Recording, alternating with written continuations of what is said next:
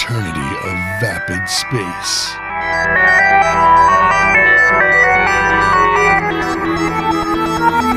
Doomed to wander the galaxy.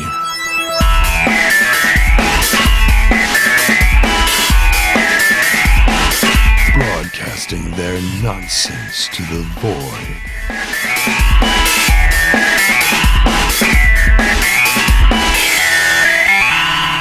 This is StarCast.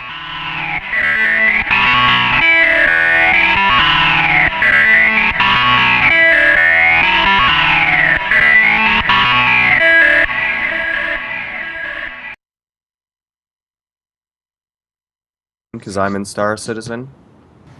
Hello. And I have a fair amount of people Hello. in my channel anyways. Hello. Hello. Hello. Hello, fellas. Hi, everybody.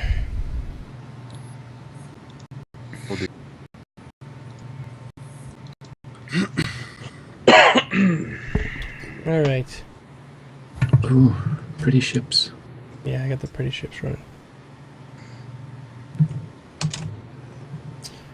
All right. What's going on, guys? Not too I'm much. just watching. How are ya? Just watching the ship, man. Yeah, it's skipping horribly. Yeah, Correct. I don't know Not why. Sims 4. I don't know why I keep saying Sims. I've changed it twice now. There's this new thing going on with Twitch where, as you're in the middle of editing your title, it unlogs you out. So Yeah, it then logs you out. you change it, and you think you changed it. You hit done. It said change accepted, and then you go start the stream, and it's your old title.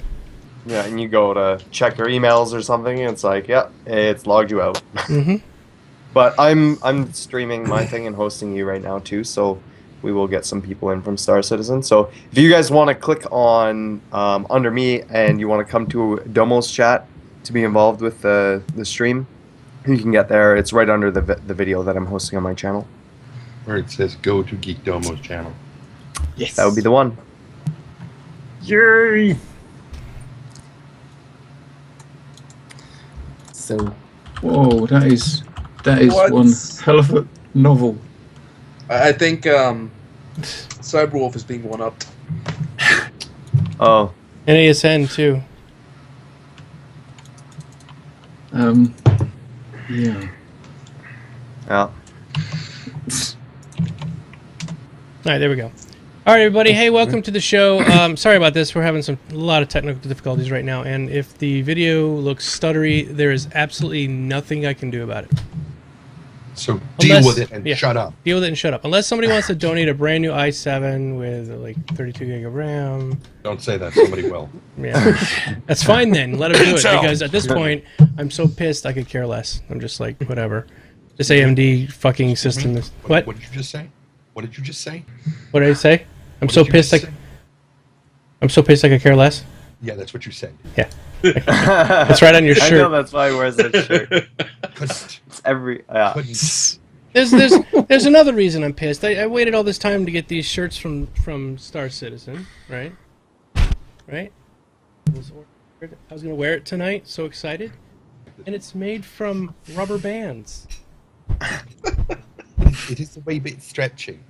It's a stretchy shirt that I always order shirts I'm a 2XL, and I always order shirts a 3XL because I like my shirts really loose. I like them to be like a moo-moo.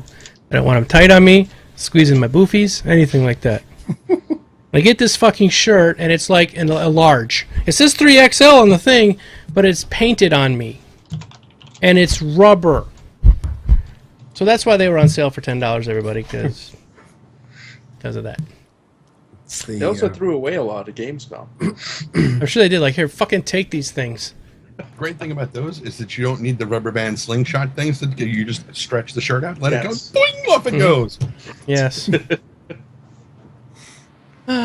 Well, no, I'm not. Hi, everybody. Hi, everybody.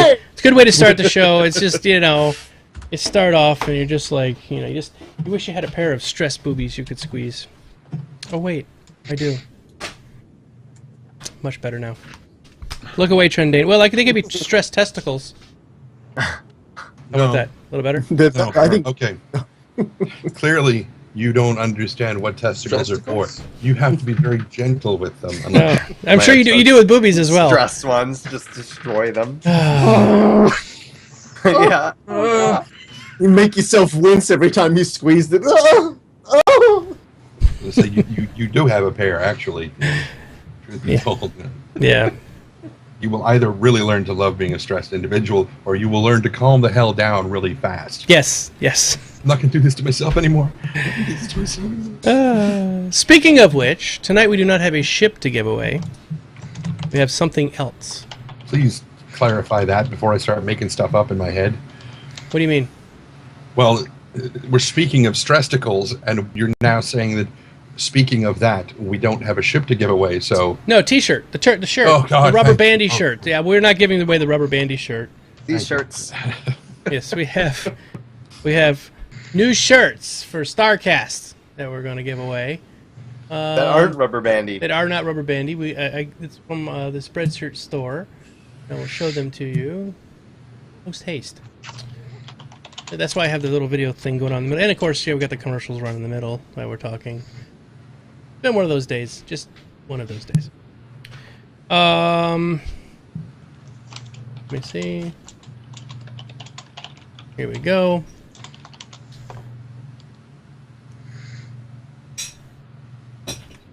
There we go. Brand new StarCast shirts. Woo! So, this is our new StarCast shirt. StarCast hype.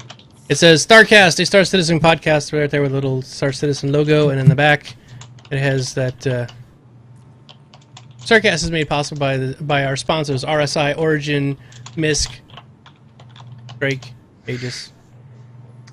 So it's got the whole dealy wheelies on the back there. Looks really good. Everyone needs to buy one. Well, no, we're going to give this away tonight. All right, everyone who doesn't get one needs to buy one. Global shipping, and it's up to size 5X if you like your shirts like a Momo, like me. Tents. Yeah, you can get a tent. Don't say that. There's actually some people that have ordered the 5Xs, so... I mean, for someone really small, they could use them as a tent. Oh, yes, if you're like bod size. Wear them as a tent. Or, if you plan to wear one over a fursuit. Or a fursuit? Yes. Oh, Yeah. that's a great idea. Yes. Trendane, are you going to be doing that at a con sometime soon? Going as a furry with a 5XL t-shirt? Well, whenever I go to a con, whether it's a furry con or not, I'm always going as a furry because I am a furry. Right. But no, I don't own a fursuit. I did professional mascot work for 10 years. So does that be our next fundraising goal, is to get Trendane No, in a it will fursuit? not. No, it will not. For You don't one, like to wear them? For one, you can't buy me a new fursuit because I never had one to begin with. And two, although a buddy of mine up in Chico does maintain that I have a fursuit up there in his basement, which I don't have one up there in his basement. I don't know what he's talking about. It might be just a giant dead rat. It's a trap. impossible. It's a trap. Not Anyway. a trap. He's not a Come on trap. up. No, I'm saying it's like coming to. Hey there, little Come into fella. my puzzle basement. It's good for you. Say, you like fursuits? Come into my basement. So we will That be was giving well done. we'll be giving that away. Yeah, he does that really well, but apparently his missus does not. She's like not it. here. Oh, so do What? some more Oh, wow. all night long. Anyway, So we're gonna give that away tonight. Woo. So Free shirt. free shirt, free hat. No, we don't have hat. We don't have hats. No we don't hat. have hats. Shirt Hats. only. I'm working on getting some. There's a thong that I could put the logo on. I think would be fantastic. Don't know if we're gonna give that one away though. I might just want to get that for myself. There's a lot of different things on Shoot Spreadshirt. them. Yeah. There's so many different things on Spreadshirt you can get. There's a teddy bear with a T-shirt on it that I can give away. All that stuff. So anyway, that's what's the gift for tonight. You know, we have no plans for next week, but we'll let you know as the week goes on. StarCast umbrella, yeah, that's a good idea.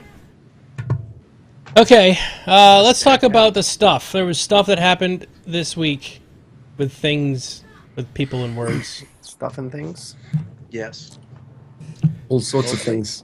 I guess we could first. Let's talk about. Did we talk about the event last time, or was that after the show or before the show? I can't remember. PAX or no, not PAX. Like Dragon Con. We have not We've talked not about covered- Dragon Con. We didn't talk I don't about think.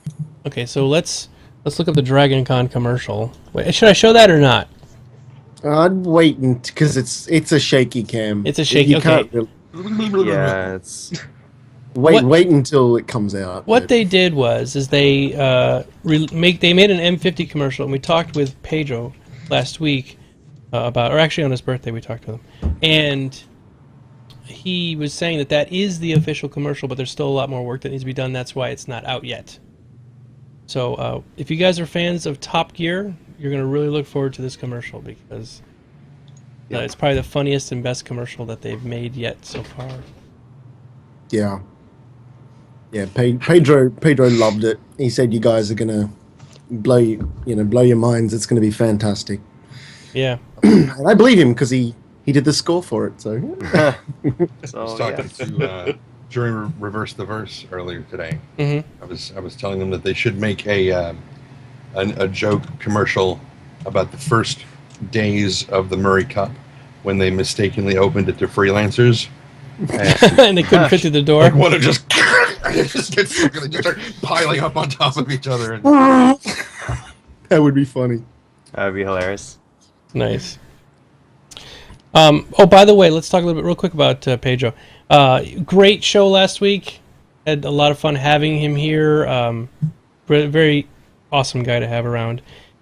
He asked me to take the file down of the Arena Commander intro or theme.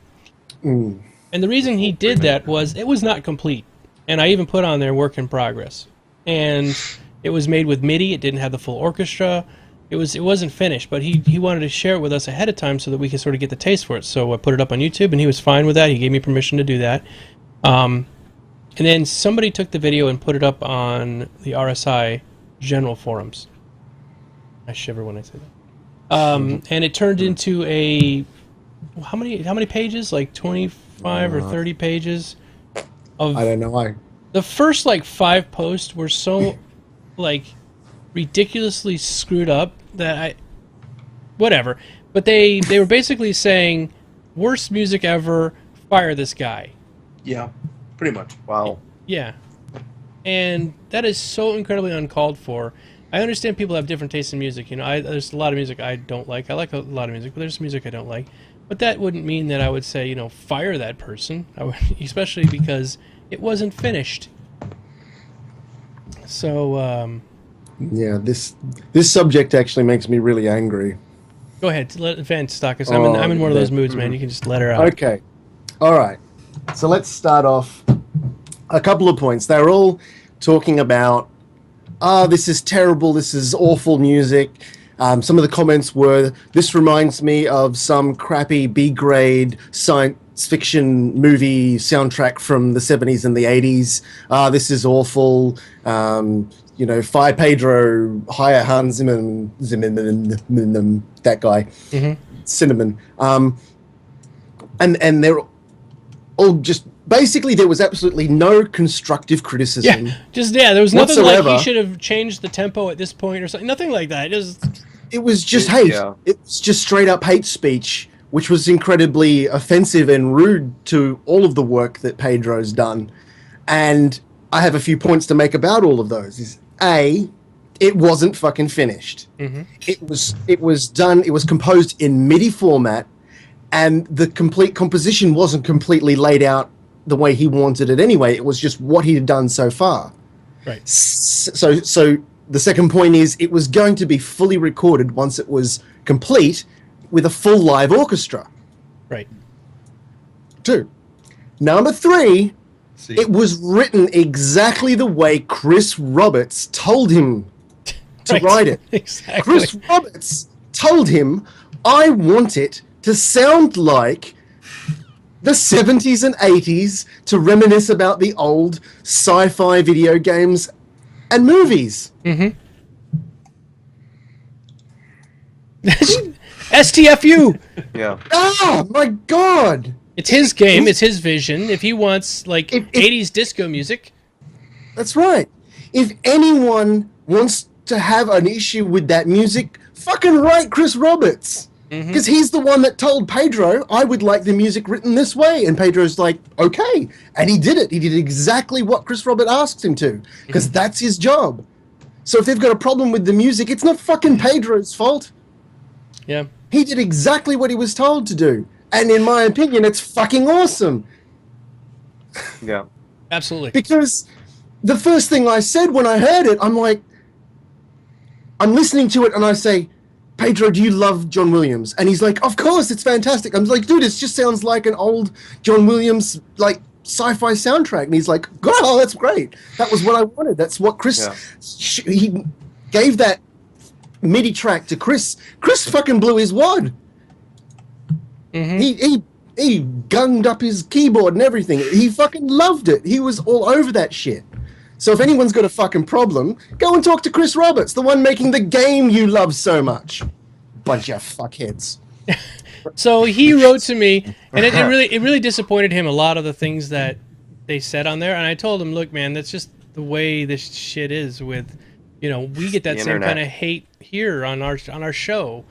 It's just you just deal with it. But it might be kind of new to him. He might not have his, he might not be ready for that sort of wanton, ridiculous criticism. I mean, probably the circles he kind of works in are the composer type circles, right? So, more people are like, oh, that is not a fast enough arpeggio or something, whatever. They'd probably beat him up like that instead of like, dude, you fucking suck. You know what I mean? It's like he's a classically trained musician. He's having to deal with it's like Happy Gilmore, when everybody's out there and they're like, oh, golf clap, and then these people show up drinking beer and they're farting and stuff and throwing golf balls at them. It's like a completely different crowd that he's having to deal with now. So he asked me to take it down, so I did. So if you guys are looking for it, it's not up right now. I've still got it privated. What I talked to him about, and he said this would be cool, is when he comes up with a complete one, I'll put both videos back up and call it before and after, so people could maybe listen. Works. Yeah. Yeah, because, I mean, Pedro's not new to writing scores and soundtracks for video games. He has over 20-plus video games under his belt that he's composed music for, so it's not like he's new to it. Yeah. But what he is new to is the whole open development thing. In the past, he's been contracted by the game developer. We would like you to write some music, back and forth. They get what they want. They put it in the game. He's credited music composed by Pedro. And that's it. And then it's seen by everybody. Yeah, and then that's right. And then it's like it or lump it. Exactly. You have to like it now because it's out, yeah. But the problem is that people can't appreciate the fucking the process from starting something to a finished product. There's a hell of a lot of shit that has to go on in between that, and Pedro's being nice enough to let us in on that and let us experience that process. And then you get these fucking butt monkeys, counting to potato on the fucking general forums, oh, that's terrible music. I want SpongeBob. Ah! It's like, my God, you fucking... It always comes back to that fucking self-entitlement, the fact that they fucking feel like they control anything in the process. Well, it's getting out of hand. I was reading an article last week about how game developers are getting life threats on a daily basis now. Like, what is the world coming to? And I sound like an old man at this point, but like, what the fuck is happening when people are getting life threats by making a video game and making something in there? It's the illusion that people now have a part in something, right? It's Kickstarters have, for the most part, been a good way to move forward, especially for people who, are trying to create opportunities for themselves. But unfortunately, with that comes a million extra voices that previously would not have, been so vocal in their in what they wanted. Mm-hmm. Now that they've invested, quote, invested, it's really donated, but we can call it pledged, we can call it invested. Most of them think it's invested. They believe that, just because they threw money at something, they are supposed to get a bigger say, or, that they should be loud so that the game takes the direction that they want it to go. And it's just that fucking little bit of People with self-entitlement. bad communication skills. It's usually also the people that don't really have that much going for themselves in real life, and just, Yeah. they feel like because they've donated to the game, that is their accomplishment, and thus they must fight for it, I guess. I don't.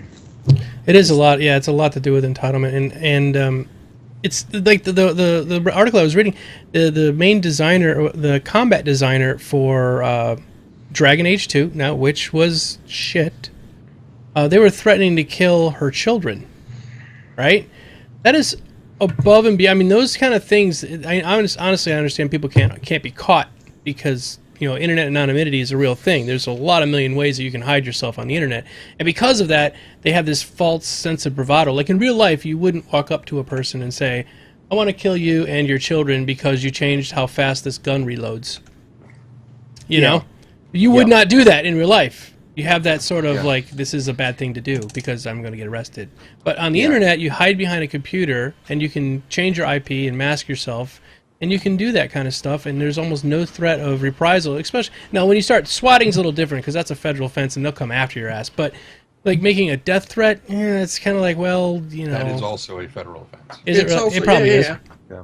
But maybe not on the scale of like saying that doesn't really affect the police department and everything in the way that a swatting does. Which is where people charge into your house, and you've got schools being shut down, and the whole town gets shut down where you live because of that. That's a major expense and also very scary.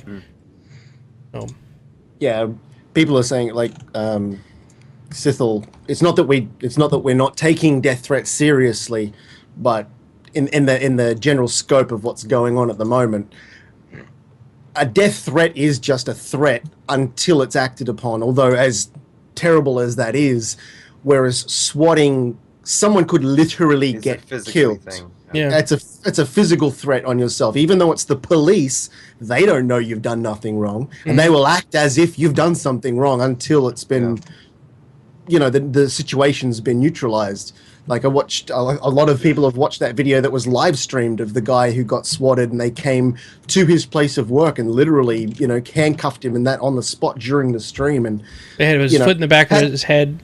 Had he have not been so calm and cool when they came in, like if they had have just straight up startled the fuck out of him, and he's just like, "Whoa, what the fuck's going on here?" And done something irrational, waved his mouse at him or something. They could. Who knows what could have fucking happened? That could have turned out bad, and it's only a matter of time before it will. Right. But the whole fact that any of this is going on is just redonkulous, beyond belief. This has nothing to do with StarCitizen, but it's just I can imagine the number of maybe how many times has people said some really cruel and mean shit about Ben, or it's I don't get it. It's becoming ridiculous that we even have to live in this kind of world, and what's going to happen in 10 years? But the sad state of gaming today, or should I say society? Society, right? So I mean, there is one way on StarCitizen you can sort of get a little bit filter. Subscribe to StarCitizen. You can use the StarCitizen subscription forums, which are at least 2 or 3 notches below the vitriol and crap you'll find on the general forums.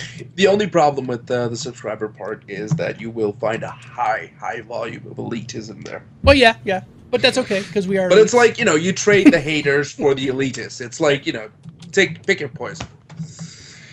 At least the elitists have some knowledge where the haters are just like, dude, you see that NASCAR race last night? Like I said, I gave up on both parts of the forums. Okay? Yeah, I don't even use the forums at all. I haven't read either one for a long time. Go to chat sometimes, the chat roll, but that's it. Yeah. I used to be on the forums all the time, mostly just reading, but even that, I've stopped doing it. People deliver the news to me, so I'm happy. It's bad, right? It reminds me very heavily of... there was a conversation that I was having with my step-grandfather probably 30 years ago. Because I was getting bullied in school quite often. And, he was saying, this kind of thing would not have happened in the Middle Ages. Never would have happened in the Middle Ages because you would get, you don't go to a mass classroom. You get apprenticed to a master who takes you on as an apprentice, and if you started acting like a dick like that, that son of a bitch would knock your cock in the dirt, Right, and he would put you in your fucking place. That sort of gating mechanism doesn't exist anymore, and as that has drawn down and bullying is on the rise because people can get away with it. When you used to be able to... It's also like, you can even go further back and just say the whole mechanism of, and here I'm going to say it, survival of the fittest. It's just gone.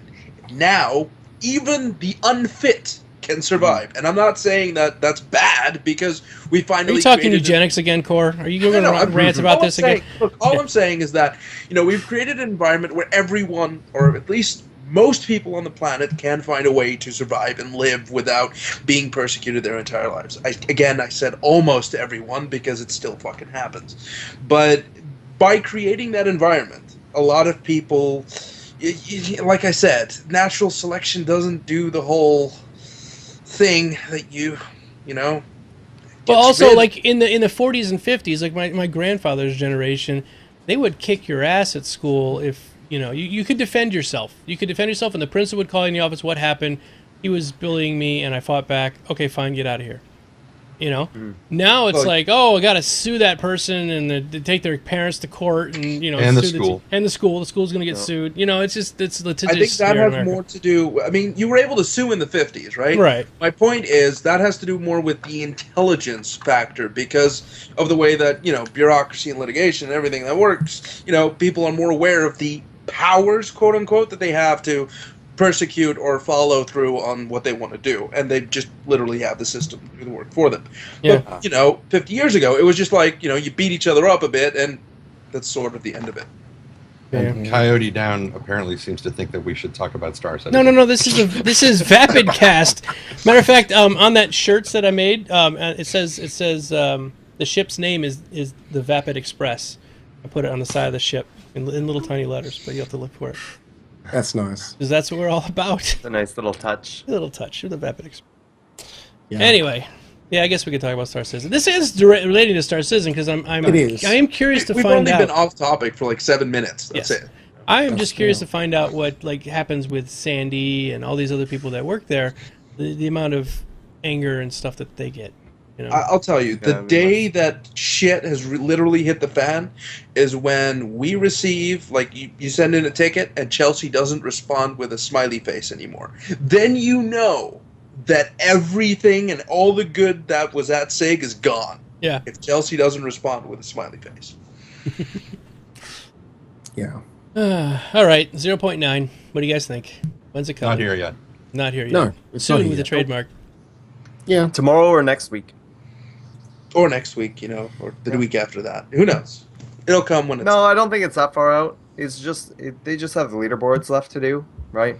The problem is like, as much as I don't really like, the leaderboards are kind of neat, and a lot of people are like, just put it out already. It's that whole communication with the game, it's tied and the into website everything and everything else. It is it's way more important than just the leaderboards, and that's why I think they've been holding it off. And to be honest, normally I would be like frothing and ready to go for it, but it's like, it comes right now. The game's fine. If some people don't like the dogfighting stuff and they want to get into the racing, but to be honest, it'll be here shortly. It's not that far out. Everything else seems to be working okay. It's just the leaderboard implementation. So. Sorry, someone said this is bullshit. But yeah, no, you're right. I mean, whether or not they come out with it now, it's not that big a deal. They'll release it when it's done. At the end of the day, a lot of people just really want to see how they rank up, I guess, and that's why. I don't care about the rating. I don't care about the ranking. I want to race. I want to fly in something other than the bubble that is the Arena Commander. But of course, we're going to go in the racing bubble still. It'll be just a different bubble. Still a bubble. Yeah, it's got more turns inside the bubble. Yeah, true. It's a fun bubble. You have a reason to turn around now and fly through circles. Mm-hmm. Before, you were like, I'm just turning around. I'm just turning around. So that Soros could shoot you in the face instead of in the back. Now, there you go. They did say today, during Around the Verse, that ships are now 2 times as fast as they were before. Yes, Yep. we knew that before actually Yeah, as well. we knew that before. I know. And same I'm just with- iterating what they talked about. With the thrusters, don't change your top speed anymore. The thrusters are going to affect your acceleration. Your top speed will be the same no matter what. But that Which was makes also a lot true. more wasn't sense. That was also true, wasn't it? Like way back in the No, beginning. no, right now. Right now, if you use your thrusters, it changes your, like in the 300i, it changes your speed from 120 meters per second to 220 meters per second. And then once you Right. run out of thruster juice, you drop back down and then that's it. Until Yeah, you no, I get what you're saying now. But originally, I just remember them saying that every single ship in the game would be able to achieve the same maximum speed. It just depends on your thrusters, how long it Or takes how you to fast get you there. get there. Yes. Mhm. Sorry, Yeah. that's that. I didn't realize that you were talking about sorry. The M50 Yeah, is no. ready to go. It's been completely skeletoned up and everything, and you can blow it up now in little pieces. Woo! So that Not is my ready. ship. Yep. Not my beautiful M50. Same with the No. 350. Yep, the 350R has also been Yeah, done. it's the same.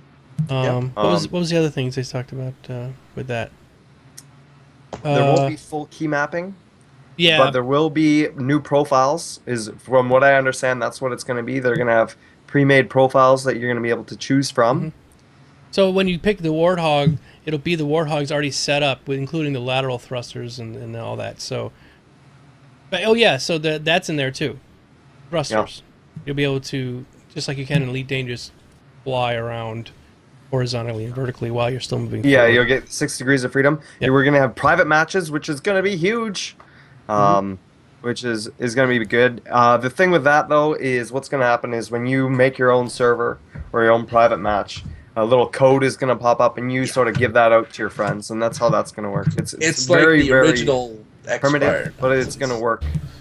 Yeah. Yeah, it's for like the time original being. X-Fire nonsense. There's no way to find each other, but you just put the two codes together and you can create a session. Yeah.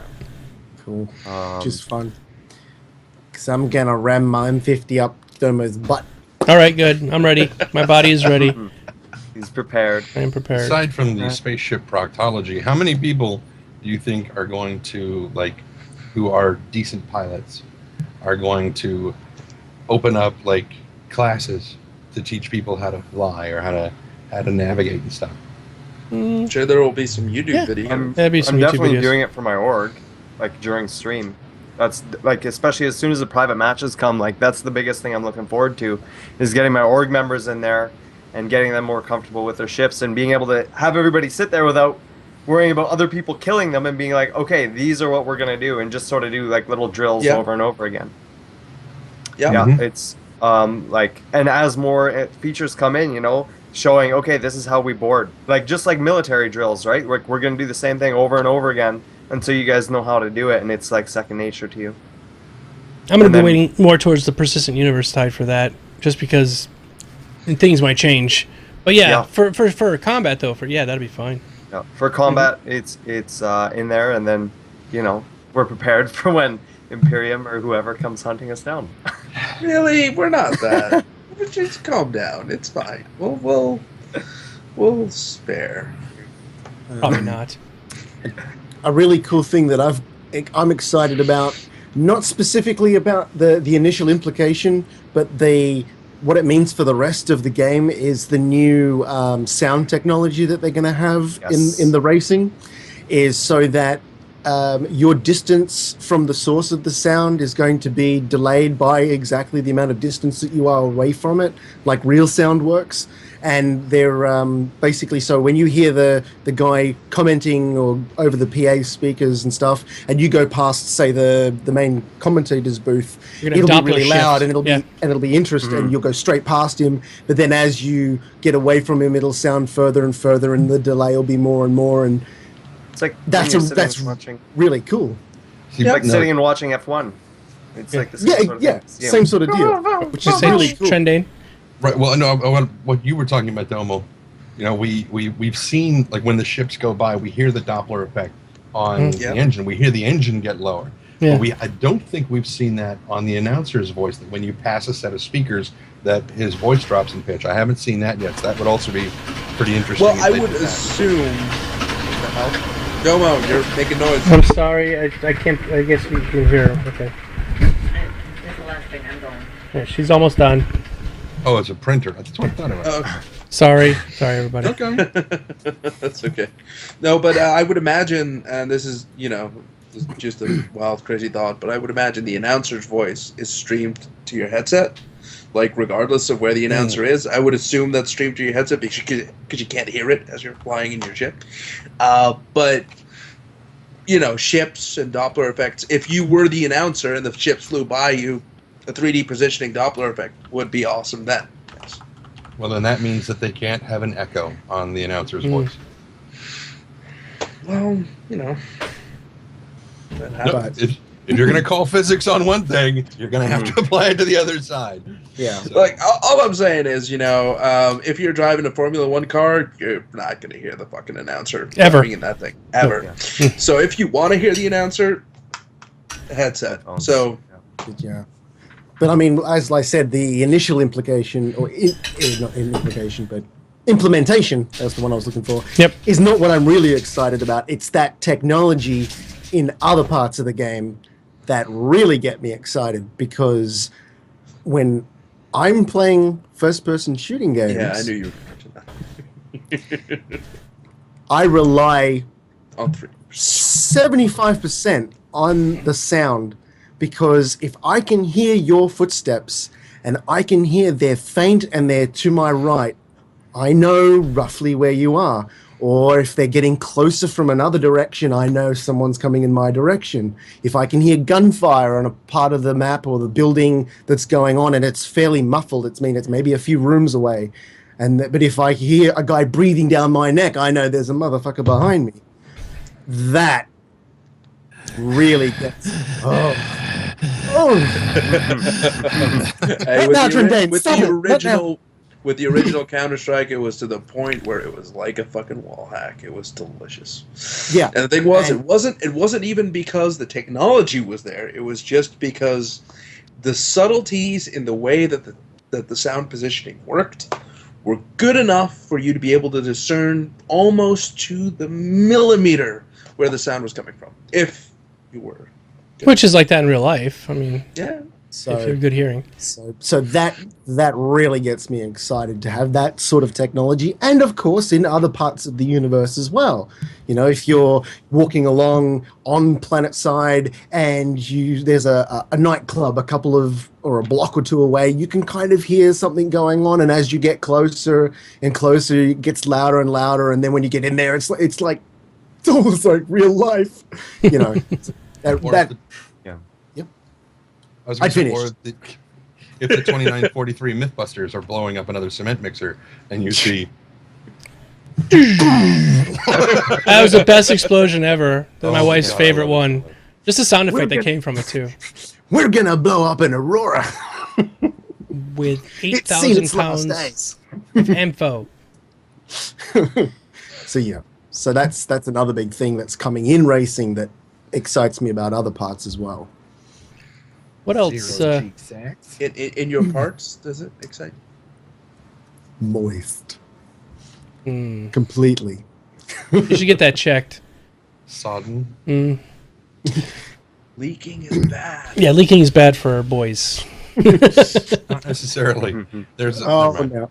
Yeah, it's not. It's Thursday, Trendane, not No, Tuesday. that's spillage, Trendane. So okay, so Seepage. 0.9. What else? What else? I read the entire Oh yeah, the report, and my brain read it all, but did I remember most of it? that's exactly. Let me It see. was so much. There's That so is much exactly information. what happens to me with 10 for the chairman, and don't even get me started on 10 for the chairman this week. Okay, tell me about 10 for the chairman this week, Trendane. It wasn't 10 for one. It was What was it?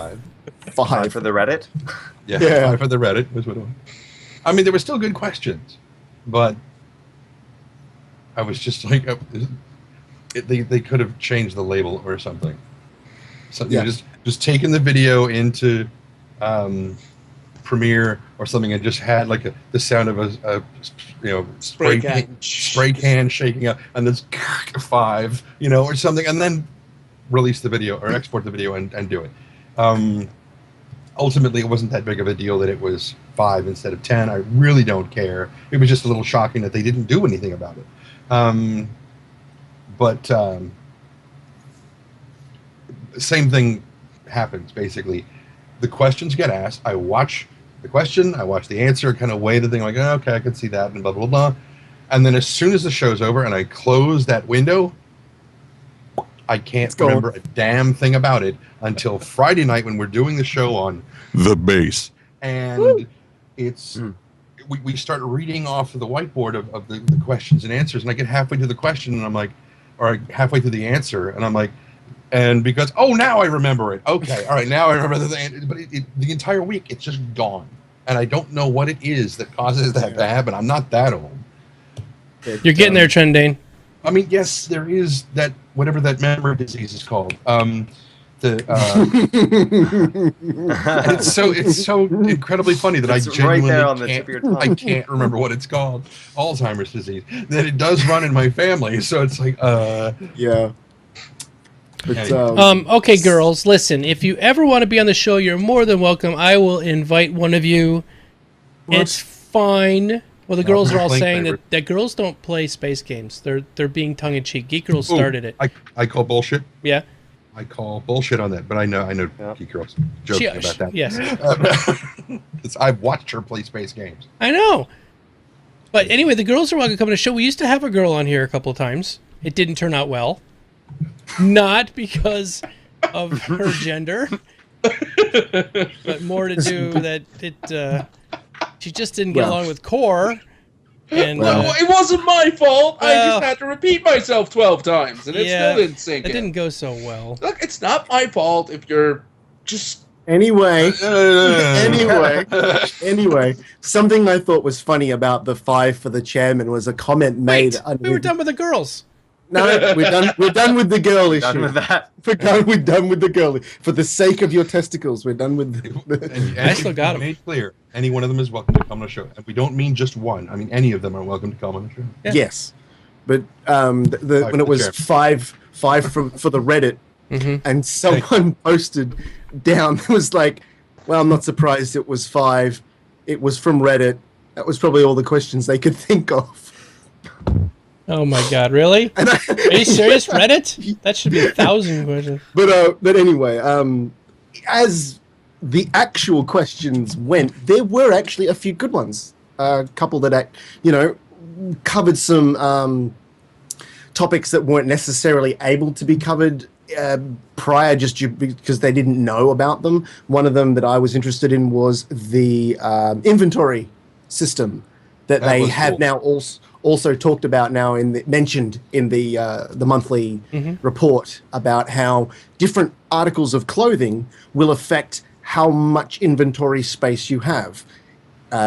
Chris exampled, if you had a plain t-shirt on with some jeans and that was it, you might have 1 or 2 inventory slots because all you've got is pockets. But he said if you've got some cargo pants on with multiple pockets, you've got a vest, a trench, tack vest or something. Yes, What? but that has been in But- video games for a long time, and that didn't Yes. strike me as being something completely innovative. No, I'm not saying it's innovative. I'm saying that it's cool that they've actually got it in the game because we've not heard anything about it. Whilst I applaud it, it's also, and this is just speaking from having played with that, needlessly convoluted to the point where it is difficult to maintain. It's not, like I said, it's not... If you do it a lot, right, if you use these kind of inventory systems a lot, you will get annoyed by how many actions you have to take normally to try and get it to work properly. It's better to just have set slots and stuff like that and make it work. But that is this is just a personal opinion on the matter, because I like it. I like the idea of having that, but so far it's not been implemented properly. And Maybe they'll be the first. Like I said, so far. I don't see it as any different than the bag system in World of Warcraft. A t-shirt has no pockets on it, so you grab a jacket and you put it on, it puts a 6-slot bag, and your thing, and you hit Control B, Kinda what they DayZ all does open or up. whatever. Yeah, same sort of Yeah. thing. Like you said, it's not really innovative. They just got to implement it properly. Yeah. Well, it's not just that it's not innovative. It's that it's like a lot of games have been doing it. Have been doing it more and more and more. And one of the biggest examples is Arma 3 and Daisy Standalone. They've tried that, and still, no matter how I look at it, it feels clunky and it not, for a game that's all about, well, military simulation, it's hard for me to find a proper home for it. But anyway, like I said, I just don't want. I hope Star Citizen FPS will be able to find a good middle ground between basic arena-style FPS and the tactical milsim, because if they could find a decent balance, then at least you'll have some sort of fast-paced game where still everything's on the line, rather than, or at least a mid-slow-paced game, but not slow-paced, because that'll take most of the fun out of it. But anyway, my point is, the balance there is very, very important, and my highest hopes are that they get it right. That's all. Yeah. They are. The overall game for Star Citizen is extremely innovative with a lot of different things they're doing. So I'm not like taking the piss out of them here because they're talking about the thing. I'm just saying that didn't seem to strike me as being all that much of a thing.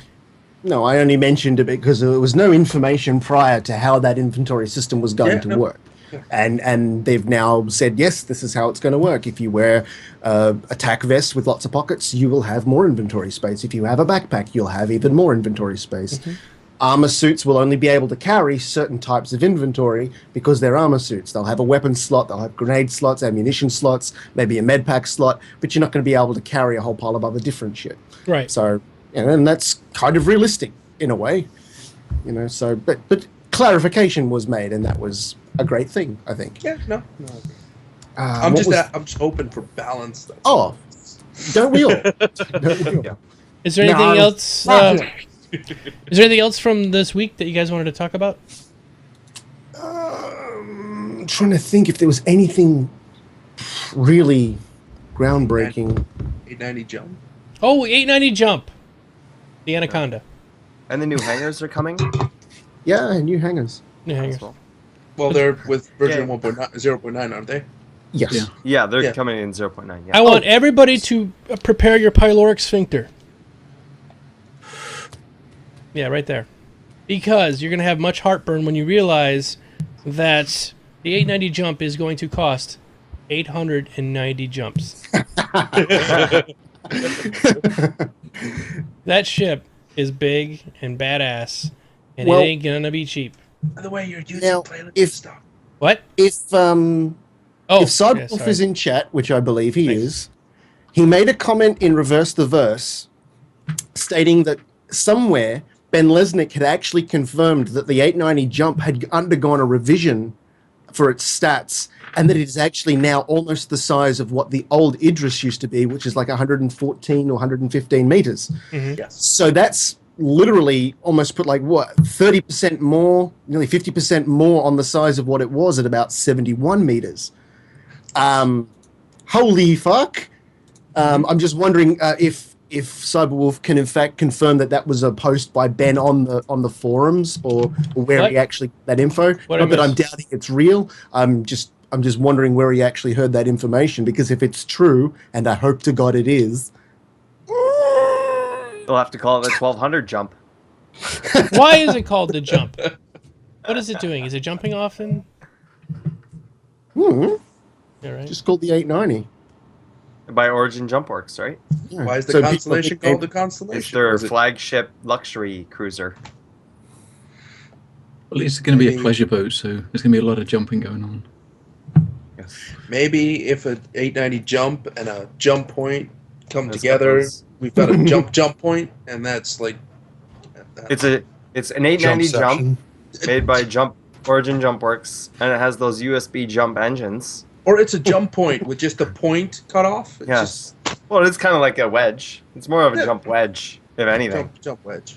Yeah. Well, it's got a point at the front, so. I'm trying to find in the forums or something that shows what it looks like. If I ever get one, I'm going to name it Crisscross. Thanks, Wedge. Good shooting, jump wedge.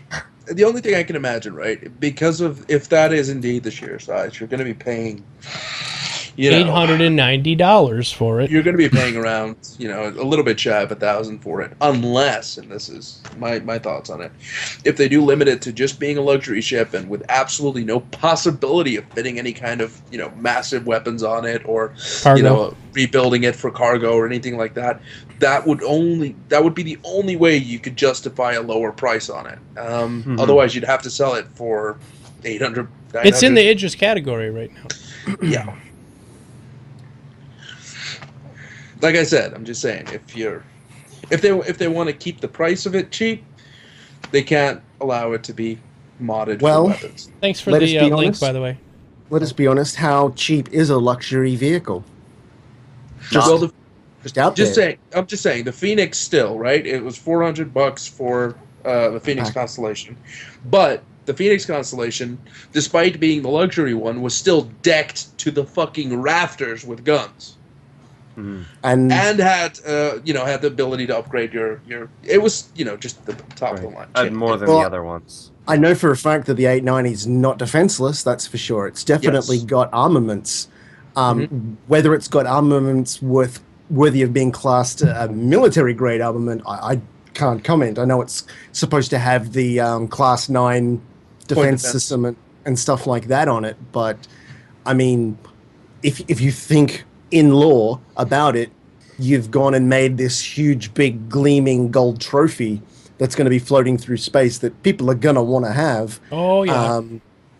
As a manufacturer, you would only be smart by, honoring your customers by allowing them to defend themselves adequately from would-be people wanting to take you from that ship. Yeah, fuck All it. I'm saying. I understand what you're saying, but I'm also countering that I point agree. by saying that, well, luxury ships are expensive. No, I agree. And it's fucking huge. Yeah. But in games, there's also a level of usefulness that you require from the amount of money that you spend on something, and if the ship itself is literally a status symbol and just a status symbol, then you can't ask that much money for it. Well, you can, But even then, it's a status symbol. Yeah, that's why people pay so much for luxury Why do you have an cars. Idris, Core? Why do you have an Better Idris? than the cars. because I can kill people with it. Yeah. I'll still get an 890 jump. Don't get me wrong. I'm not arguing. I'm just. My EP ain't big enough yet. I got an Idris, but it needs an extension. It needs a penis pump, and I got Exactly. And no matter how phallic the Idris is already shaped, we can always put a pump on it. I don't know. Look, He got it. we can only wait. They See. slot into each other. Well, Lol. Yeah. Yeah, just can to only- clarify, Stackers, I think Yoko said in chat that he heard the same thing as Cyberwolf, and it came from Ben told Batgirl at DragonCon. They was talking about Okay, the no, 890 jump, so yeah, no, I was just wondering where that source came from because I had not been able to find it and It's wasn't probably- doubting. I was just like, oh, really? Where was that from? That's all. yeah, So I'm giddy as a motherfucker to hear that it's going to be bigger. sounds good. It looks big if you're looking at that picture. But yeah, we're looking at this picture Yeah, right it now, does. and it does look big. But look at this picture; you can almost see the seats in the cockpit there. It almost it look. I don't know if this Have you seen picture is the to interior scale. shot of it? Well, yeah, this is the exterior and this is the interior, and I understand that the people are standing up in here and there's like a good 10 feet above their heads for the ceiling. But on the picture here for the exterior shot, I don't see that particular part of the ship that they were just showing, and that you can almost, if you look close, you can almost see the cockpit area where you're seeing some of the seats and stuff. And if that's the case, this ship doesn't look much bigger than a Freelancer. Well, hang on a second. Yeah. Enhance. I zoomed in. We're waiting. We have to wait 30 seconds here. There we go. Now Yeah. I'm just looking at like the size of like the manholes and I Or agree porthole. on the comment that initial artist's rendition of the 890 doesn't look to scale given the new information we know Yeah, about yeah. how That's what I mean. But if you were to go by the scale of the internal shot, the artist's shot of the inside, that definitely gives it the idea that it could it's very massive, definitely be, because it's got a mezzanine level. It's like got a huge open area. It's got this huge staircase going down, and if you know the size of the people compared to the room it's in, and that's just the very, very back cabin of the ship itself. You know, that the one that we are now seeing that they've seen. But yeah, I mean, if you take that scale, it could be 100 meters long, more than. But I agree, yes, that initial external shot doesn't give you the sense of scale that it probably should. They need a banana in there. A banana hammock? The external one is Just on the usually outside. LED. Just paint a little banana on the outside so you know how big it A is. banana to scale. Scale banana. That's a good idea. How do you know they don't have one on there? Wow. We Could They be can't probably floating do fish have one tank. painted on there. It's right back there by so the. damn huge you can't see it. There's a fish tank behind those two people sitting there. how It's, fun it is to dream. Yeah. And there's a banana inside that tank. It's It's Wait, floating no, on the no, top no. of the There's water. there is a fruit bowl there with space fruit. Yeah. Exotic space fruits. over near the pot plant. Next to the pot plant. But those are dwarf bananas from Stanton too. Oh. But yeah, so You guys don't want me to post the link. Hold on, I'll give you guys the link. yeah, 890 jump is just an orgasm machine to me. It's You mean that's what you'll get from it, or that's That's what he's gonna do all over it. Okay. yeah, Get the every black. room. Get the black lights out. every room. Oh god. All right, there's your links. Okay, everybody, let's get started with our Q&A time Yeah. because it's almost exactly the time to do that. It's the Q&A time. Q&A time. So we kind of already answered Cyberwolf's first question about the 890 jump, which we've just spent a few minutes talking about. But his second question, did Core manage to get any interviews at Gamescom? no, I didn't. Okay, good. Asked and answered. From Lesmus, so there are a lot of question marks in this thing, by the way, which means there's probably more than one question. Some of these questions have 2 question marks to them, so it must be a really important question for that one. So Extra question. yeah, exactly. It's replete with questionosity. So I'm wondering, since you, CIG, We're not SIG. no, We are far from SIG. mentioned that you would be able to purchase factories in-game, how are you going to be implementing it? Again, not something we can answer. I mean, is there going to be something like a stock? You know what, actually, Elizabeth, these are really good questions. Please don't take my joking about them as any kind of indication that they're not great questions. He's very However, flippant all the time. These would be great questions to send to 10 for the chairman. Or toss them in for reverse the verse after around the verse, something like that. Just definitely hang on to these and kick them over to the thing for 10 for the chairman if you are a subscriber. I can quickly answer that bit about the buying factories. Go ahead. Basically, whilst you'll never be able to own a factory node, you will be able to eventually run one as basically an administrator of the facility. You're not going to be able to, physically walk around and hit shit with a hammer and build things, but you would take over an administrative role in a business sense. Eventually, that's a very far off thing. So you're not going to buy a factory. It's not like Monopoly where you buy a hotel and you now charge rent. It's you literally would just take control of the administrative control of it, and then reap the rewards in your business dealings with other companies. So just wanted to clarify that. There probably will be stocks, which is the next question. But Sorry. Trends Right. off into space. No, I'm watching the commercial. Sorry, this is my favorite part Little of the commercials golems. when the just the sound when they come out of interspace. God, there's a little bit of the Bionic Man sound in there, just a touch No, of no, it. no, no, no, no, no. I love that.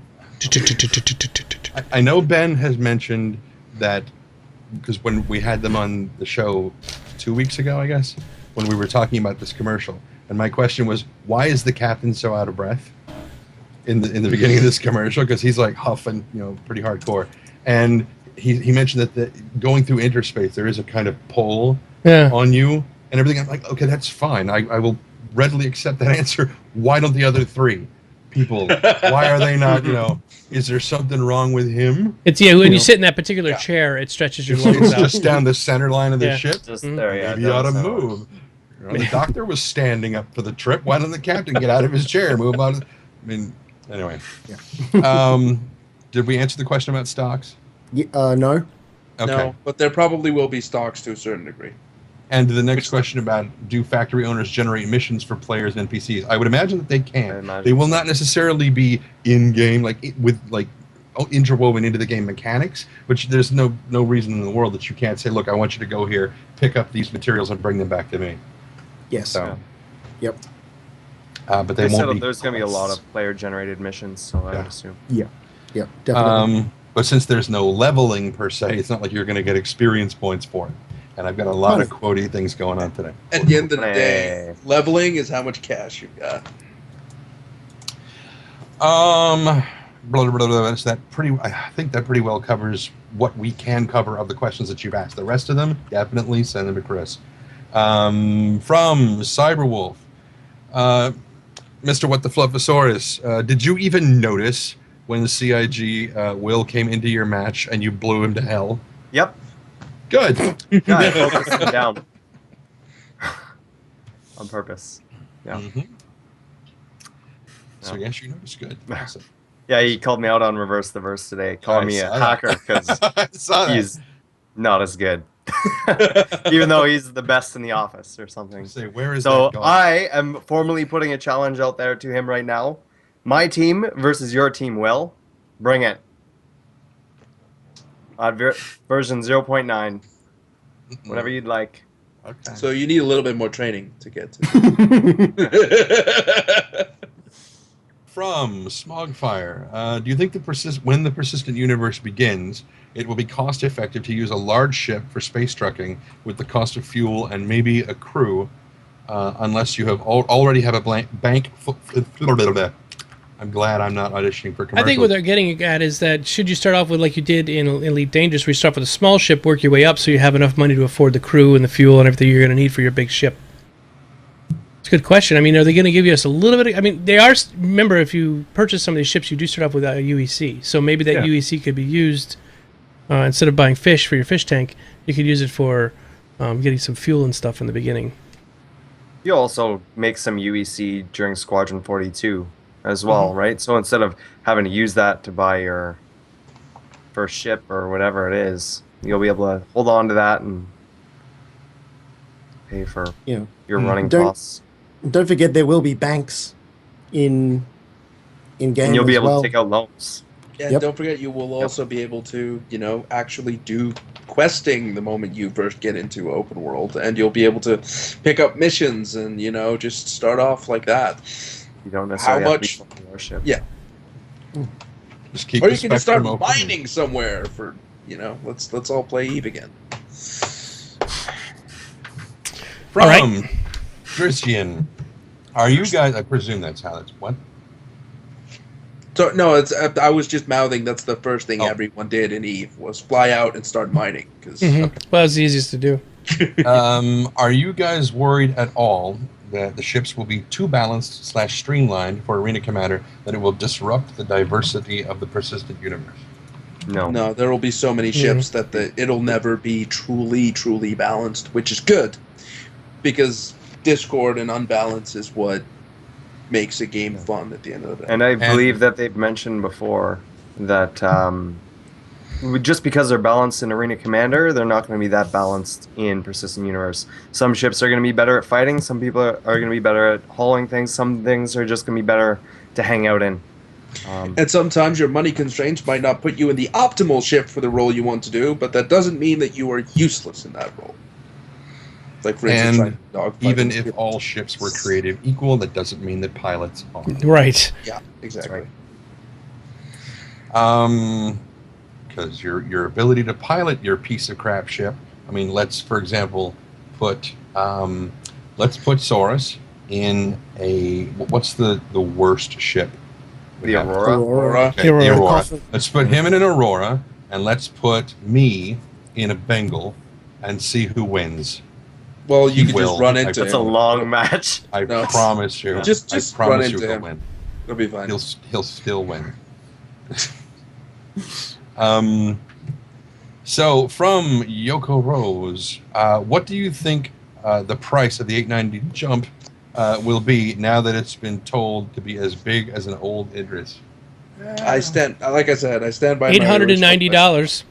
If there is nothing that you can do to upgrade it in any way, or at least not beyond, far beyond the specs that it'll have, then so that it never become a dedicated role of anything beyond a luxury ship, then the price can be around 500, 600. But if the ability exists to turn it into something more, or you're just paying for the status, you're talking close to 1,000.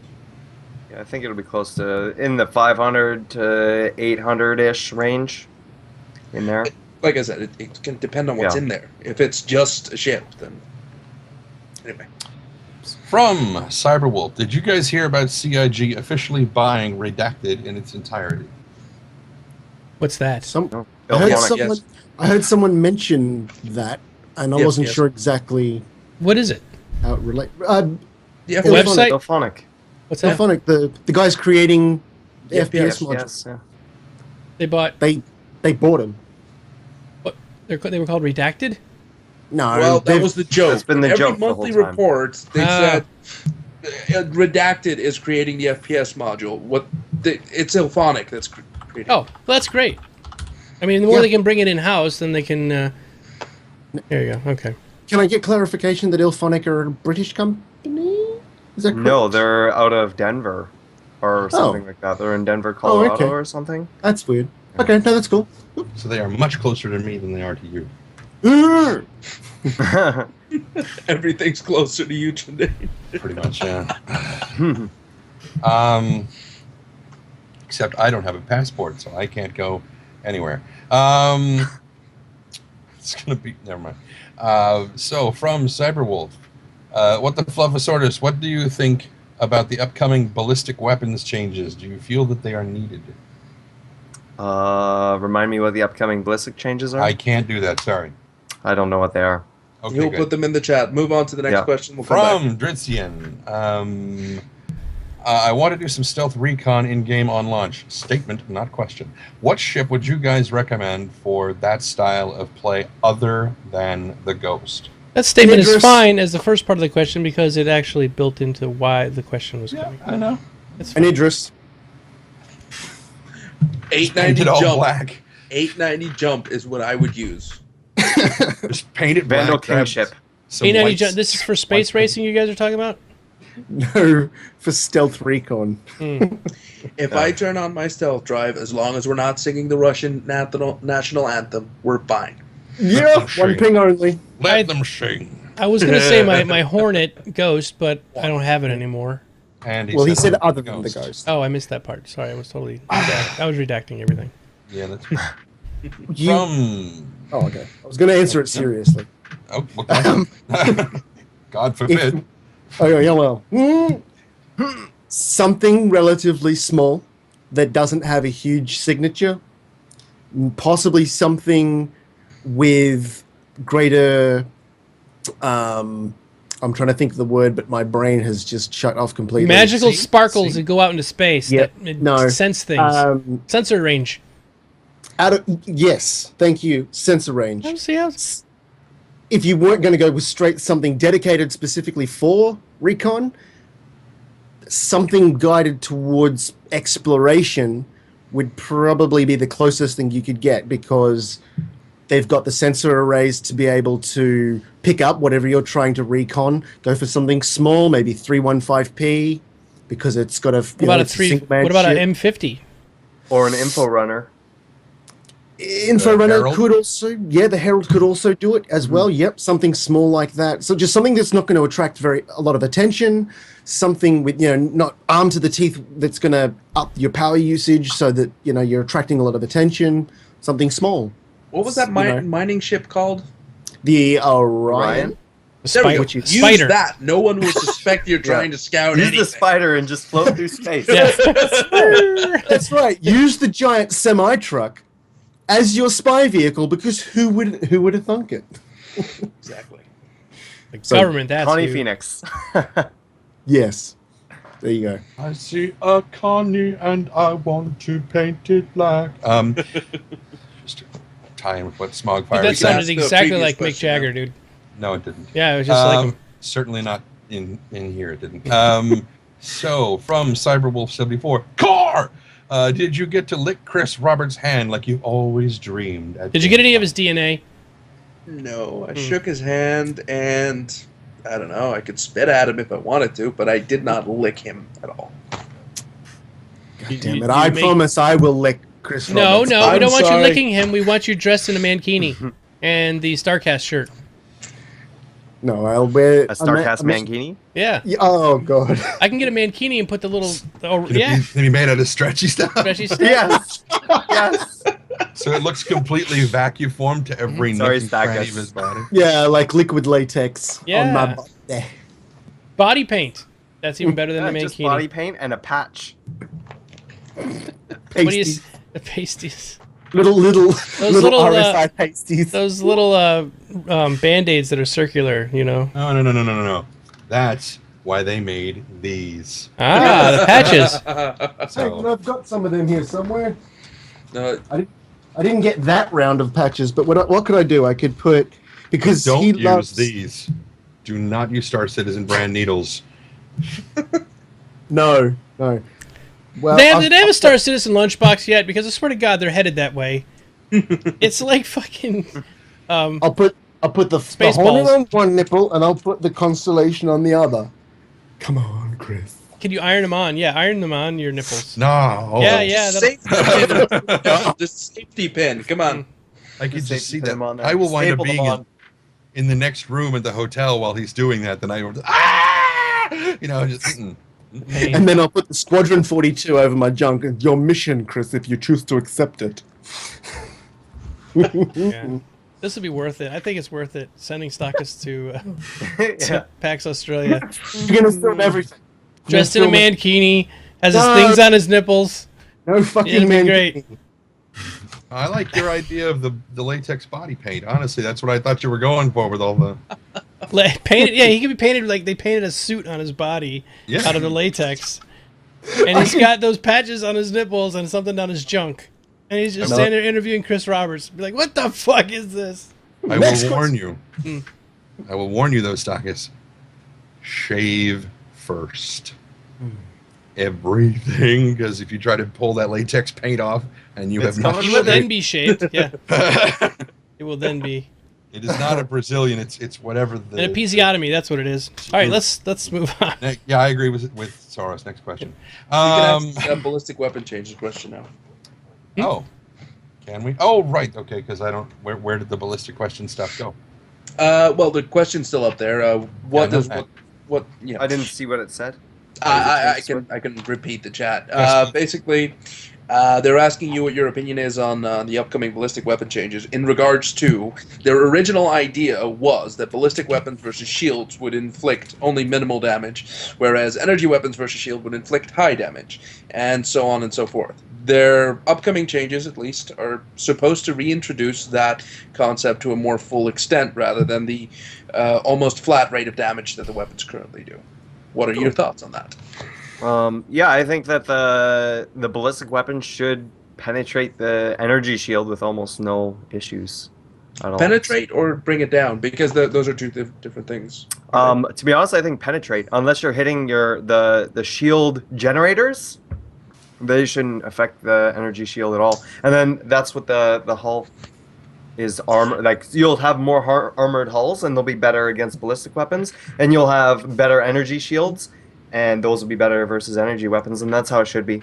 I would actually find it interesting if at some point they come up with, and I'm not saying that they should, or if it's even physically possible, or humanly possible, but if they build it in such a way that ballistic weapons have a chance of penetrating the shields, because the shields are mostly designed to, from an energy-based perspective, I believe. So, ballistic weapons, if specifically designed to penetrate or phase through shield frequency, that they have a chance of penetrating at some point, but still, the better your shield, the better it would stop ballistic weapons. Ben did speak to this at one point. He said that even though the ballistic round itself is not an energy component. It does have a ballistic energy, and that the shield Slowing them would down a little bit. yeah, but it would be immeasurably small. It's still going to hit your ship. It's still going to do a lot of damage, but some of its energy will be canceled out by the shield energy. So he did kind of address that. Well, okay, but like I said, that would be interesting because then ballistic weapons, serve the purpose of being able to damage shield and damage ship at the same time. To a lesser extent if the shields were down, of course, but still to, more than energy weapons would be just firing on the shield and not penetrating it. Would be even nicer as well is a hybrid weapon that's both energy and ballistic. So not as good as a ballistic weapon or not as good as an energy weapon, but overall okay. Yeah, hybrid weapons would be very interesting. I'm thinking about the the neutron cannons and mass drivers and stuff there. Those would be interesting to see how shields would even have an effect on those because, like I said, mass drivers are just propelling large chunks of. Well, what about something like a Sable round? Well, a Sable round,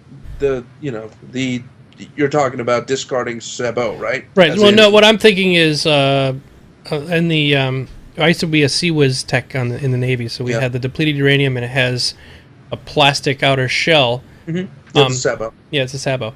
But they also had a tiny nib in the very tip that what would happen is it would hit the target, and then that nib would go through. Right. So what I'm thinking is, what about having some kind of something like that with the physical rounds where it hits. It's called pushes the discarding shield. Sabot. As in there's another case around the actual shell, which is why it's called discarding Sabot. And that for current technology makes a lot of sense. But if the shield exists, flechettes. Yeah, if the shields are designed in such a way that they stop the discarding Sabot anyway, the ballistic round. Like we just discussed, would go through because, ballistic rounds don't technically get stopped by the shield anyway. So I'm not sure if it would have any added value, though, because it would still slow down to the same effect. But I don't know. It's just... The new Gauss cannon, the Navy is using... Gauss cannon, is using that technology as well. You mean mass drivers? Drake also comes with a distortion cannon as well, right? So it'll be interesting to see what other weapon types there will be that they have, and how they're going to get affected by shields. I mean, we're in the future, and we've got aliens, so I'm sure plasma and all that, and other things that we might not even be aware of. They have the freedom to come up with those things. Okay. Well, I was just saying, don't throw the photon torpedoes at us because that'll make me punch something. They might work. Go ahead. Next. I thought you were about to say something else. But anyway, from... Who is this from? Lost it. Okay, there, Modus Moron. Will we need to own a racing ship to participate in a race, or will there be trainers like we have for AC? Giving everybody an Aurora racing. Yeah. It's a good question. I'm wondering if they're going to open up the M50 back on sale, and the 350. Yes, they're going to put the 350 and the M50 are going to go back on sale. Yeah, which sucks. Once But I again, think it's going to be the same for all ships except for the Idris M and the Scythe. I know, but I'm just saying they always promise us that they're sort of exclusive for a while. Like, they are. You can only buy them in a very short period of time. Yeah. But I believe you can still race a normal ship on the thing. You don't have to have an M50 or a 350. Right, Constellation will be fine. Just race it through there. Yeah. I believe any the ones current that we ship have that's in now. Arena Commander now will still be able to race. Right, but 300i. They're talking about will they get to experience an M50 or a 350R? No. They've not specifically said they'll give you Salona one if you don't have one of those. See, my take would be that if you're in Arena Commander, that yes, you will have a synth M50 for that. But if you want to do Murray Cup, you better have your own ship because you can't do it in Arena Commander. Right. That's a good Of course, point. when you're talking down the road. Yeah. Like Down the road, everyone's going to have their own ship, of course. Yeah. And then you're going to have a way to transport it over there because you don't want to put the extra miles or light years on your ship, moving it from one place to another. Plus, I doubt they have jump drives. Just buy a spare engine and have it at the place at the Murray Cup where your new engine is, and just fly on a crappy engine. Then you're not putting in the miles. Well, what is that? Is Or we use a fucking screwdriver and just stick it in and just drive back miles. There's a type of racing series in America, and I can't remember which one it is. I'm sorry, somebody in the chat will probably tell me. But that you drive your car to the event. Oh, yeah. Yeah, There's plenty of those around. Yeah, you have to drive the car to the event. You can't use a trailer to take it there. And yeah. So that's kind of a neat idea, being able to do that. Okay, from Natadash was, what are your thoughts on the Origin 890? We already covered that. From Headless Chook. Besides the dedicated racers, M50, 350R, and Mustang Omega, what other ships do you think will be decent racers? Myself, the CIG had a derp moment when the other week when they put the Xi'an Cartu, Xi'an Cartu. It's been established. It is Xi'an. So Scout, neon with a Z. Yeah. Okay. Because it's in the never mind. Notes. I already did the freaking narration, so it's established. They told me it's in the article. Go and read it. It's written in there.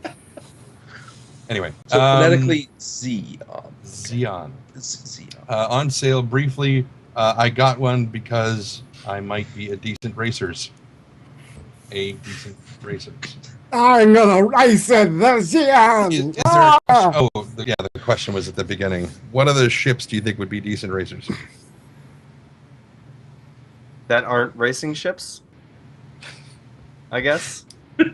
Bingo. Yeah. Well, Scythe maybe. Maybe. Four Connie engines without the rest of it. Any info runners like Drake Harold? Just imagine it. The 4 Connie engines pulling a little Roman chariot, Oh, wait, that was fucking... Pod racing! Pod racing, yeah. I was just going to say. I can foresee some, like, if you're talking exclusively not racing ships. Well, I mean, they've got race variants already coming out for the Mustang.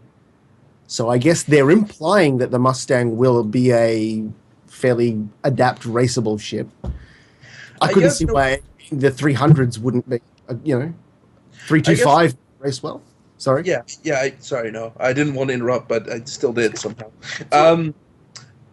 Just imagine any light ship being able to fit a heavy engine would qualify as a racer. I'm not saying that's all it takes to qualify as a racer, but that's like the first step. If you've got a decently fast and light and maneuverable ship, then you could probably call it a racer. Even though it might not be specifically specified as a racer role, if you're comfortable flying it and you're good at flying it, that'll probably make more difference to you than, buying an M50 and going, "This is the fastest ship!" Yeah, but you can't fly it, so...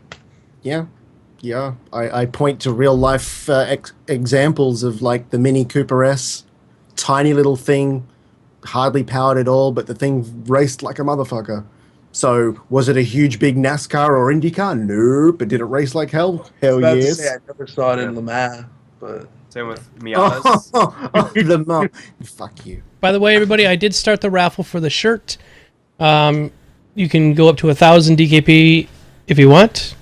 All the DKP was reset this month, so everyone probably has pretty low DKP numbers.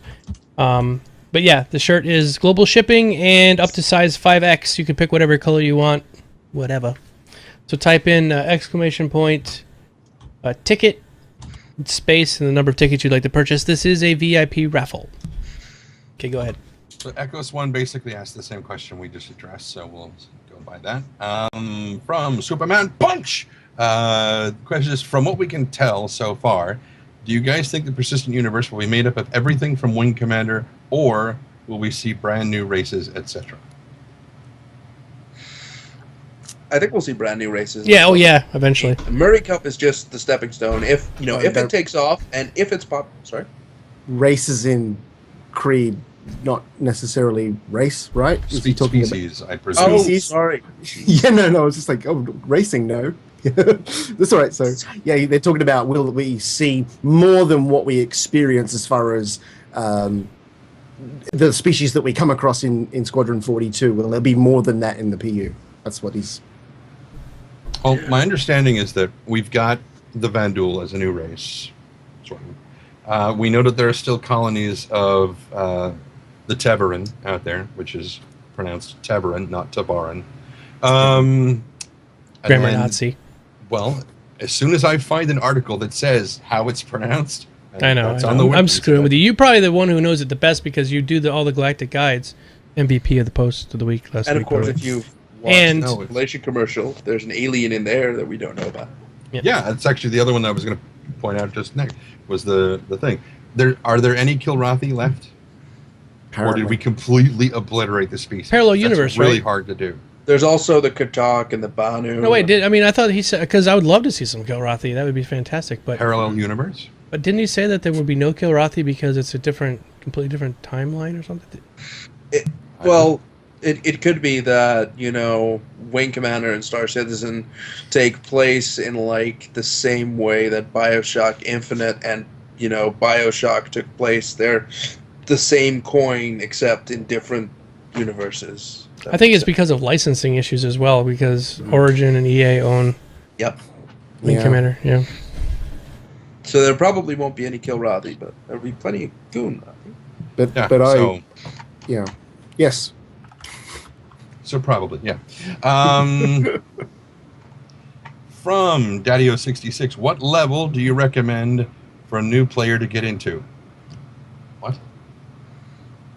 Level 0. Oh, what? I presume what subscription level do you recommend? For me? Oh. That's what I presume. Aurora. Pledge level or ship level? Yeah, that's what okay. I'm presuming. I Or- would 'cause you suggest... can always upgrade. Yeah, I would suggest, I mean, no matter how filthy rich you are, if you're just getting into it, don't spend more than 80 or, $100. Definitely start small. Smart Aurora, 300i, Personal preference is a big one here as well. I mean, if you like the look of something or like the thought of something, then it's most likely something that you might, want to get into as Star Citizen gets closer. But it's always a lot of fun to just buy what you can currently fly. So that would be another motivator for Yeah, definitely look at the idea of a ship before looking at the stats of the ship, because the stats don't matter at this point. Especially not at this point. No. That's where all the vitriol, I love using that word, Yeah. is on the forums that people are so pissed off because a number changed by one number. Well, they actually covered that in Round the Verse a little bit, and a few other segments that I've read about why they had those stats changes and the fact that they sat down and told everyone, do not count on the stats until the game is out. And even Out then, completely. Even then, stuff is subject to change. They said, basically, Travis Day sat down and said, everything is subject to change. So don't judge your pledges or anything like that purely on ship stats, because they are most likely definitely going to change. Mm-hmm. And they did explain why that was happening as well. I mean, we can go into that later or whatever. I don't know. Mm-hmm. From Kimball to Core of Existence. What did you do to Cyphera at Gamescom? He just ain't himself anymore. Just a shell. He's a shell of a man. Cyphera recognized me when we were in one of the little food courts outside. Your core, give me your autograph. No, well, almost. It was almost close. No, he recognized me famous. because most of us were wearing Imperium shirts, so that probably helped. But seeing me on StarCast might have tipped him off to the face. But yeah, he recognized me. We had a couple of conversations, and we met again at the SIG event. Good guy. We had fun. We didn't do all that much. So if he is a shell, it's because he fucking stood in line to fucking get an autograph from Chris Roberts for 2 or 3 hours, which I didn't do. Was there an ice cream scoop involved in any of this, and Cyphera's innards or his soul or something? Just Look, all I can tell you is that line was so ridiculously fucking long that the people that were queuing up outside, okay, imagine, the doors where everyone came in. The line for the queuing was, there were 2 halls, and the line for the queuing was in such a way that the queue eventually went outside again. So in order to get into the queue, to get inside, to go to Chris, you had to go stand outside in the queue again. I just chose not to stand in that line, as did a few others. I think the signing went on until like 3 a.m. that Chris Roberts was still signing away. Which is so much different than PAX East. I could walk up to Chris Roberts and just hang out with him. Nobody knew who the hell he was. And it was like... No, that didn't happen here. Completely different. I mean, Sandy was standing there with Ben, and I was just talking with him, and a couple people walked up that kind of recognized him. They were in the Logitech booth, and I thought there would be thousands of people swarming around him, but they didn't have a clue. The way there was a Gamescom is basically they had one hall for the presentation, and then as soon as the presentation was over, the doors would open in the middle of the hall. So even if you were standing at the front or at the back, you had no chance of getting through those doors first. The people who went through those doors got all the way and through like an elephant cage in the other hall, and eventually a queue at the end, and eventually got to like a desk where Chris would be sitting and signing whatever you wanted him to sign, and you got like to a minute or so of FaceTime, and then the guards would hurry you away from the location. Oh, he's becoming so famous now. And even the people that were very close to the door and were in line for like an hour only had like 60 people in front of them, and there was 3,000 people there. So you can imagine that the line took very long to dissolve. I instead just asked if I could, mail them something and have them autograph it for me so that it wouldn't have to stand in line, which is fine. They said good? Yes. Good. From Flukes 1, how will player-owned factories work with instances? Kind of. Yeah, we talked about that. Well, I guess I'm a player. Like you said, was he asking? So, like, if somebody comes and attacks from out of the blue on this instance, then your factory is safe, but on the other instance, they're attacking you. That's a good question. Yeah. Who knows at this point?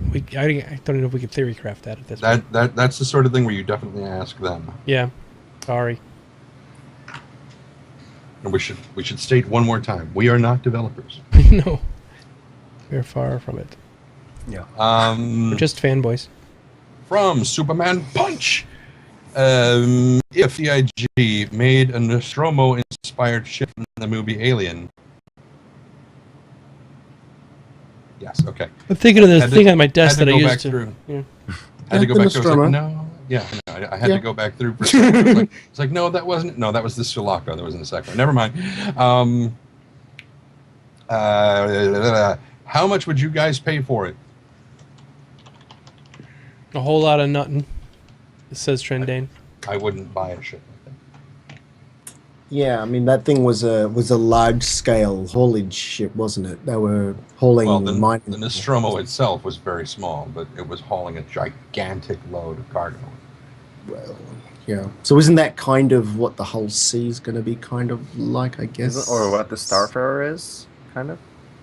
Yeah, Starfarer, maybe. I think, is shrinking, to be quite honest with you. I don't look at the recent pictures. It looks like it's going down. All the Starfarer really is. Think of it like the front truck of a semi truck, yeah. And think of like all the cargo that you attach at the back, and maybe even you can make the platform longer with methods or just by buying it, and then just attach more things to it. I think that's the way you might want to think of the Starfarer. So even if the front bit gets smaller, it doesn't mean it'll be able to carry less. True.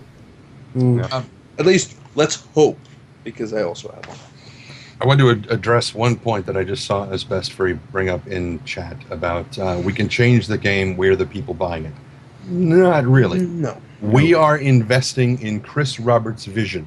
So we are giving him money to make the game he wants to make. That's a little bit different than us saying, make this game this way, we're giving you money. There's not 500,000 on the board of the directors. Right. No. There's definitely some influence. Yeah, you could. But it's Make not. suggestions. Yeah, that's about it. If they like it, then they can run with it. But I mean, I think the best example of that is the 6 degrees of freedom thing, because I don't think they were ever going to really do it that No. way. But so many people were like, dude, why would you not do it this way? And eventually, they did manage to convince Chris that yes, it's okay, it's fine, we can do it. And they decided it was a good idea, and they went with it. But that is one of the very few situations where I think the masses. Go ahead. I was gonna say I think the reason is because it was a very popular thing in Elite Dangerous, which is a direct competitor for Star Citizen. So it works really well. I'm not I love sure. to use it. What's that? I'm not sure that would be, the basis for. No, I'm Chris just saying Roberts it putting probably in as could have well. swayed him just enough. Be like, okay, 10,000 people said we need to do this, and it's also a huge feature in Elite Dangerous. Okay, let's change. Something like that, where it wasn't like it was just Elite Dangerous. Like sort of, it was the impetus. Well, Travis mentioned something about in that line. I mean, the subject of topic wasn't exactly that, but he basically said, don't stop writing in with suggestions or queries or concerns about anything whatsoever. Give it to us all, because if it makes sense, Yeah.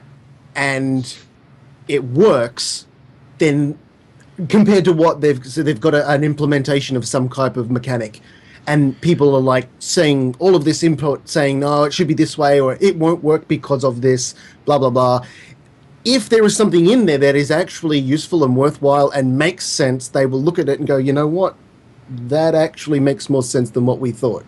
So it's not like they're completely blind to it. It's just that you're not going to sit there and go, you know what, I don't like the shape of the M50, fucking change it. Oh shit, yes, massa. Well, see, Decessa just said something. I want Chris Roberts' game, not what 500,000 people think it needs. Now, my background after I got out of the Navy was I did graphic design. I did it before I went in the Navy, then I went in the Navy, then I got out, and I did graphic design. I've been doing graphic design since. There's one thing as graphic designers will tell you, you can't design by committee. Everyone's got a different sense of proportion, color, design styles, views that they like in their life. If you were born and raised in the desert versus somebody who's born and raised in, say, Ireland, your color palette about life is different. You might think that browns and tans might be more appealing to you. It makes you feel more warm and welcome, where somebody who would see that, who's from Ireland, who's everything's really green, might be like, oh, screw that. Everything should be really lush and green. That's more comfortable. So everybody's got different senses about style all around the world. And if you have 10 people in a committee, it can extend the length of something to be made by months if they argue about things enough. Could you imagine them trying to placate 500,000 people and everybody's different views of what they think this game should be? They can't. He's got to take some suggestions from the outside, but just keep focusing on what he wants.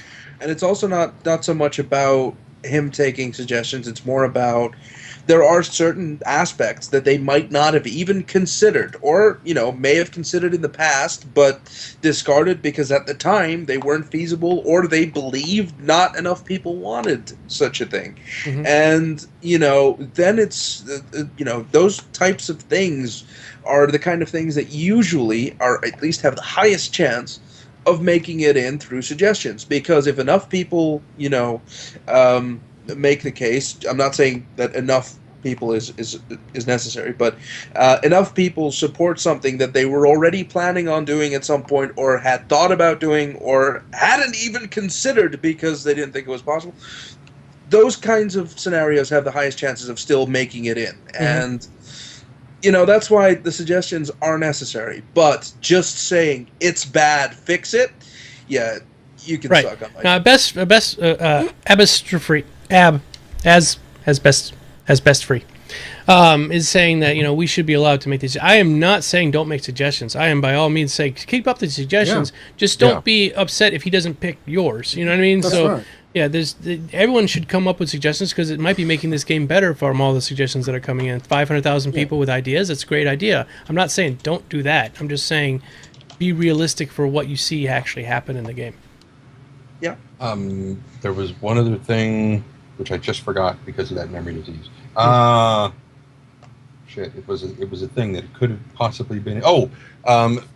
Some people have said that as best for people have made the same thing about you, that it can't all be Chris's vision because they're outsourcing, they're shuffling too much stuff off to other studios and whatnot. But Mhm. that's part of the reason why Chris hired people that he's worked with for so long, because they know his style. They understand what he's going to like, or they have a much better chance of understanding what he's going to like and what he's not. Right. And a large part of outsourcing is writing up contracts in which you get exactly what you want most of the time.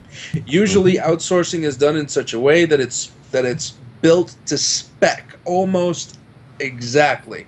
If you outsource something, that is usually what you're going for. And I know a lot of people haven't dealt with that, so they're not fully aware, but yeah, usually. All right, we'll cover that as asked and answered. Yeah, we got and discussed. about 10 minutes left, guys. We did start late today, so I added that onto the timer for the giveaway. Yep. So Let's see. From Grim Fandango, will docking be available? It says will be docking available. Will docking be available in the new huge ship, so that I can dock into it with a smaller ship, like a sausage into a wet bread roll? Well, yes. For You want a instance, wet Idris bread roll, will though. have a hanger. Wouldn't it fall And- apart? You're gonna chew it up anyway. What difference does it make? Well, it's sort of like if you're like a raccoon, you dip everything in water before you eat it. You know? Except for sugar cubes. Really? You want to torture Hot dog those little eating fucks? contest? Oh my god! Don't start me. Don't even start me there. Fuck. Okay. But no, give it. You want to torture a raccoon? Give him a sugar cube next to a bowl of water. He goes to wash and disappears. He's like, "What the fuck? I don't know what the fuck!" Oh, so much fun. You're devious. It's Yeah. like putting Oh. tape on cats' feet and letting them loose. That's a lot of I mean, fun. I don't even know what you're talking about. So yes, docking will kind of be possible. You sort of do it with the Merlin, kind of, or the ship 72. thing. The M50 could pretty much fit in the back of a Freelancer Max if you drive it a little bit slow. But, you know, Boost! No! Sorry. Both of you are fucked, literally. also, any ship with a docking collar can dock with another ship with a docking collar specifically for boarding. And a soaking wet bagel carrier. Mm, The bread I roll. saw what See you how did I there. Yeah, I saw what you Okay. did.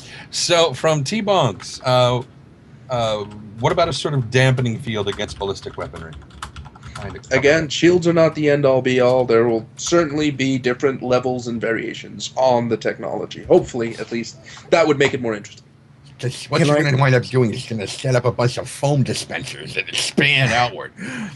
Excuse me, Mr. T-Bonks, but I submit to you, if you had a dampening shield that would soften or stop the impact of trajectories coming to your person, would that not also stop you from shooting outwards?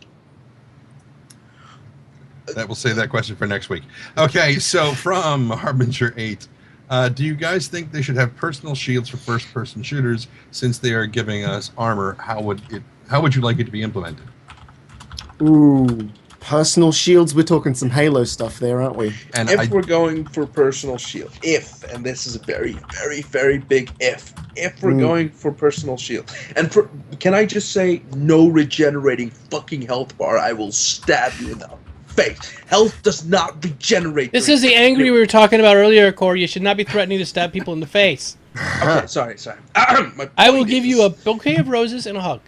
I have no issue with a shield that regenerates a tiny bit if it only has the capability of avoiding a death kill headshot or something. Just nearly, it puts you on the verge of death, but not entire death. Then I don't mind the shield, right? If it just staves off death by a tiny bit. However, because you're then low on health and you can't regenerate that health, if you were then to get shot again, the shield wouldn't help you dick and you die. If it had regenerated in time for the second shot. If we're going for personal shields, that's the type of shield that breaks even on one bullet impact that I would talk about. But if we're going for Halo shields, I'm pretty much done with FPS at that point. Yeah. I would even caution on the side of not having shields. But if they were contemplating it, I agree with Cora. I would want it to have a fairly limited, maybe against very standard ballistic weapons, it may hold up a little bit better. Maybe two or three shots. maybe, might be able to absorb a couple of body shots or something, or maybe a single headshot or something. And then if you were then to implement some type of plasma or energy weapon, then the shield is, once it's hit once, it's null and void because, it sort of cancels each other out. And yeah, but I mean, they would really, really have to step very, very carefully if they were going to even consider implementing any kind of shield mechanic. I would be happy without one at all, to be completely honest. You might have an armor level, maybe, rather than a shield, where a single headshot is a kill, but you might have to get, if you're wearing a certain type of armor set, you could take more body shots. I would go for, gets down.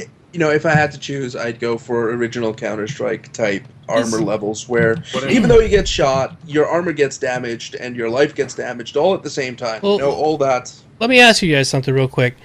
Is this a virtual reality simulation? Sure. The reason I'm asking is the death of a spaceman.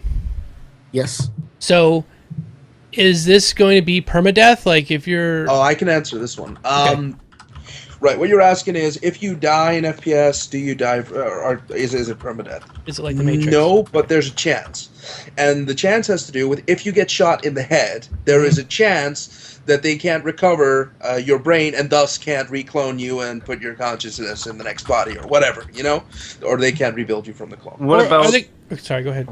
What about something like what the energy shields on a ship in a smaller form factor, something like that helps against lasers, that maybe absorbs a couple. It's like something that you carry in your backpack, and it sort of is human sized, but it acts the exact same way that it does for a ship, where it stops laser weapons, but it doesn't stop ballistic weapons, and that's where your actual body armor comes in for ballistic weapons. But then everyone would just use ballistic weapons. What I was getting at is if it is permadeath, then why? But it's not. There's a chance of permadeath. Okay, but still, though, then you're going to want to be very protected. So I think they will probably have some sort of shield system. Or just be very careful or very good at FPS. Yeah, see, that's the problem. And the thing about the permadeath thing, right? It's a role play thing. It's not an actual gameplay perspective thing. To the person who cares about just gaming and doesn't care about the role play aspect or the immersion factor that quote unquote permadeath brings, none of that's going to matter. Well, they have said that, and this kind of ties into what Core was saying, and we'll say you've got 100 health. Say you're in a battle and you get shot multiple times and it takes you down to 0. You're not necessarily dead.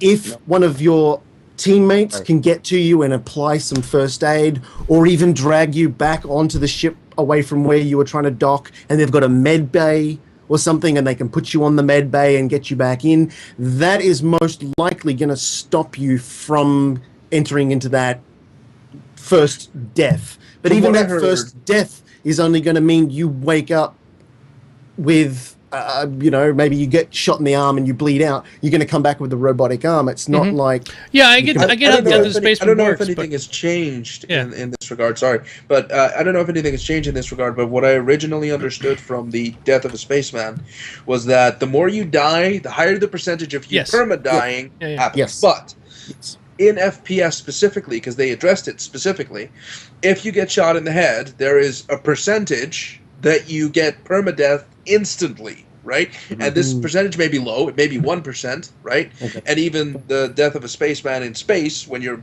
entire body gets vaporized, the percentage might be 2%, but the percentage still exists. Now, in FPS, they said specifically about headshots, the permadeath exists because of the brain.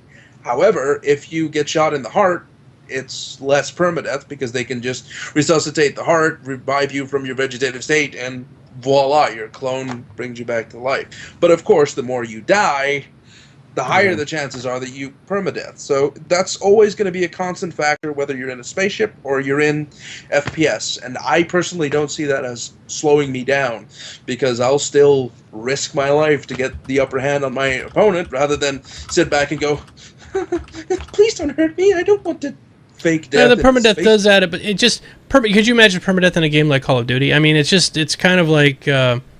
it's something that's never been really done before, having an FPS game that you could possibly lose your character and have to make a new character again. You know what I mean? Yes and no, because at the end of the day, you know, you can randomize the character, or you get your new character, right, when you permadie, but nothing you had, maybe the items on your body you might lose because that character's gone, but everything else, the assets, the ships, those are still yours. So technically, it's not permadeath if from a gamer point of view. Sure, I understand, but you know, the in Death of the Spaceman, he was talking about that you would give, like you would set up a lineage that would get your stuff. So when your character dies, and the next character, the next character, the next character. Yeah. Yeah, but well, in the context of Core the Defiler, that character would in fact. I will always be Core. It doesn't matter. You know, I will always be Core the Rapist. You know, or the Defiler or whatever. But none of the characters that I have in game are going to matter to me. That's what I'm trying to say. I understand, because you keep your ship and stuff like that. Yeah. Yeah. But maybe you feel like playing a male character now, then you switch to a female character, so you could. Yeah. That would just be one of those take a seat over here moments. Anyway. Yeah. All right. Go ahead, Trendane. Trendane's trying to speak. I think his camera's frozen. No, it's not frozen. We've been talking about it from the perspective of, you know, carrying personal shields and blah, blah, blah, blah, blah. I think that's only half of the equation.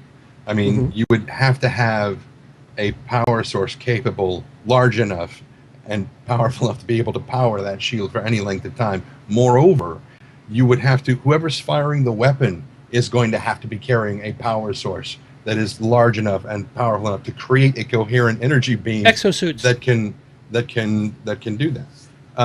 Because I mean, the ships have a huge power supply on them, you know, for running these weapons and stuff, for a coherent energy beam. So I would say, in my guess would be that short of alien technology, I still don't think we're going to have a whole lot of energy weapons that we're going to wind up using handheld. But still, you know, humans are amazing at killing each other with the current weapons provided. Why would we need, you know, rail guns that are more bulky to handle just to do the job that ballistic weapons can already do so very, very, very well? Yeah. Because if there's one thing we're not shy in, it's developing new ways to kill each other. Oh, absolutely. Coming to you live. All right, guys, it is time. We'll just let me do the raffle real quick, and we'll get No. Okay. Just everyone's freaking out because they want to see who won. God, I want to get this thing so I can leave and not watch the rest of the show. Well, that's okay. Yes, really good conversation on that. But let me just do this real quick.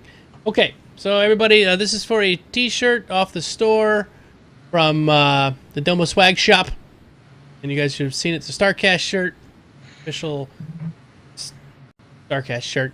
Yeah, it's global shipping. You can have it shipped anywhere, and up to 5XL. Good luck. May the odds be in your favor. Here we go. Drawing it. That is mahogany. No, the deck is not mahogany. We you have 1 minute to claim it after I hit the button. So pay attention. Here we go. Headless Shook. Never heard of him. Never heard of that guy. Never heard of him. No, he must not be here, so we're gonna have to redraw. He dumped in 252 tickets. 50. 250. I asked that Loch Ness Master. I said, "What do you want there, Loch Ness?" He said, 252. You want about 252 tickets? Now you sound more like fucking Adam Sandler. I just 252 tickets. So while we're waiting for that, I'll go ahead. Yes, let's continue on to the next Yeah. one. He has 30 seconds. Do it, shoot. No. Oh, boobies. Okay. Yeah, remember the 30-second. Well, I understand, but I said he has a minute from when it comes up on the screen, not from when he hears it. So From People don't Gordox, watch chat. from Sorry. 2944, which is 1 year after Star Citizen started. Should a shield be able to serve as an emergency backup for a breach in your hull or canopy? Should a shield take the place of blast Airlock? shield for high-speed atmospheric transitions? Good question. that's a good question. Yeah. It would be interesting to see if we had, you know, emergency systems like that, or if, you know, after the battle's over, you might, or even during the battle, you might divert shields to that. But I don't know how we Actually, go about. I could see that using. I mean, because we're speaking of energy for the most part here. I can see using a shield to create a sort of Barrier. a fairing, in front of the ship, so that as the energy of the impact of the thing, it just basically feeds the thing and it diverts, most of the energy of the impact around the ship. It doesn't have to completely redirect it. It just has to glance it off the surface and basically creates a fairing like the front fairing on a motorcycle or something. Mm-hmm. Yeah. Like a windshield on a convertible. Basically, Stopping the rain from coming in. Yeah, exactly. As long as you're at speed, and for as long as you're in re-entry, you're fine. Or entry, not re-entry, because you may not have been there yet. From Daddio66, noob question. What comes with the basic game? Would I need Arena Commander to play the game? The basic game, well, at the moment, Doesn't you can, really exist yet. Yeah. Yeah, there is no basic game. But if you would like the basic game, purchase There's a game one package. Yes. And eventually you will get Persistent Universe, and It's that will called be the Arena game. Commander Pack. Starter Pack.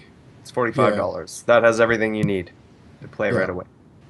I don't know why they bother with that anymore. I mean, the reason that they was because it was alpha, right? So the people that didn't get in the beginning, it was supposed to be a special privilege that we all got in. But all the game packages should have just gone up by $5. just keep them just make it That's $5. it. Yeah, why are we That's adding the ticket now? Yeah.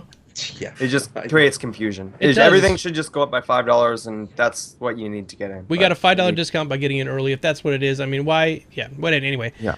We actually do have to stop because we're almost out of time, and we don't want to go over the 2-hour limit. Yes. We only got 2 questions left. We could wrap it in. If you want to rapid fire them, then we got 2 I can do minutes that to answer easily. 2 We'll questions. start with Kimball's. Will we get a spectator mode for the racing module? Not in 0.9. Okay, there we go. Eventually, And, hope so. Yes, hopefully, because I agree, it would make a fantastic esport. From Red Actual, final question.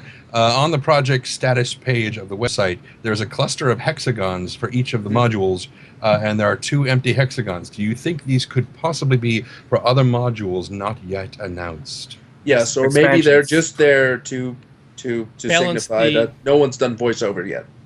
Voiceover module. Yes. And that's it. Okay. That's it.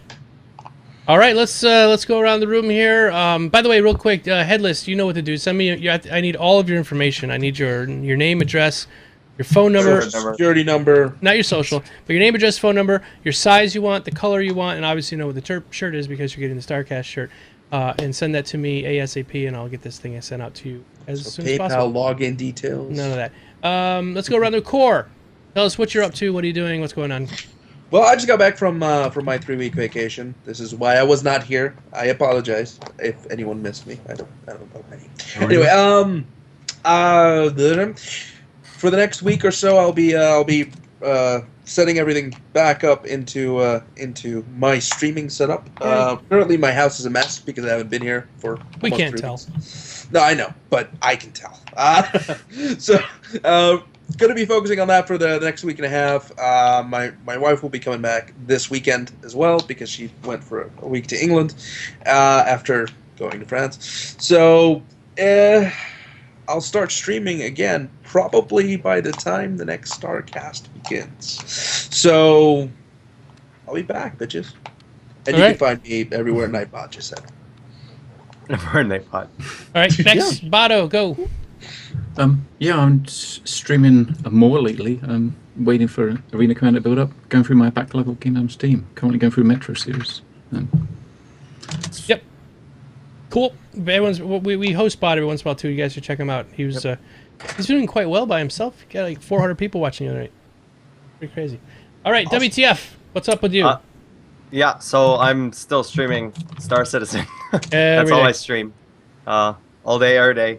I'll be jumping on after StarCast, like an hour, because I gotta eat still. But yeah, everywhere at WTFosaurus, Twitter, Twitch. The works. Sergeant Stuckus. Yes, hello. I'm currently in your kitchen making ramen noodles as we speak. I am under your bed. I'm in your pants. I would just want to give a big, huge, massive, pantsless thank you to everyone who's helped fund the PAX Australia venture. We are now overfunded. We have gone like over our goal, which is absolutely fan-frickin-tastic. Every one of you gets a big Yay! kiss. Yeah, so it's great. We're liaisoning with SIG to organise FaceTime. Oh, did you get that message, by the way? Yes. Okay. Thank you. With the man himself, and so everything else is planned. Airfare's booked, tickets are bought, hotels booked. Everything's ready. It's go time. So Nice. I just Very wanna excited. thank every motherfucker. And yeah, and the minute point 9 comes out, I'll be crashing my ass into shit playing Star Citizen. So you can look up for that. You Nice. know it's going to come out while you're at PAX Australia, so you can't hold true to that statement. Lol. Nope. Right, Trendane, any news at all from you?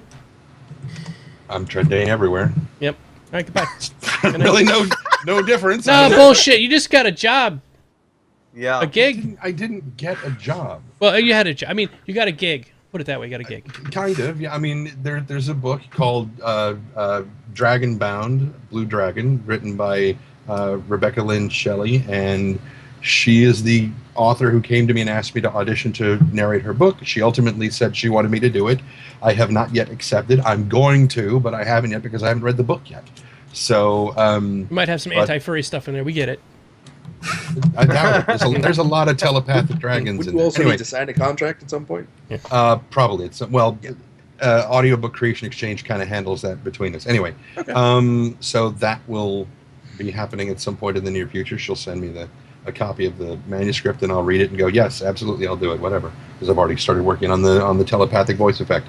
Anyway, so there's that, and according to Reverse the Verse today, I had asked about, so months ago, Chris Roberts said that they would start hiring voice actors in like August, September area, and that's where we are. So what's going on? Apparently that has been pushed Move back and delayed. Yeah, of so course. Yeah. Okay, Still but no we're news. still getting you the job there.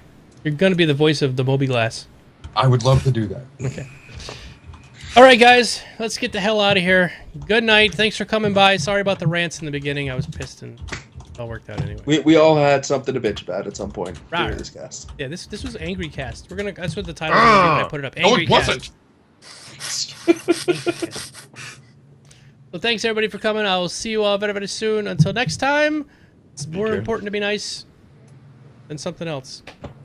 No, I said that completely wrong. Yeah. It's nice to be important. It's more important to be nice. So be fucking nice. Yeah. See ya. See ya, everybody. Later.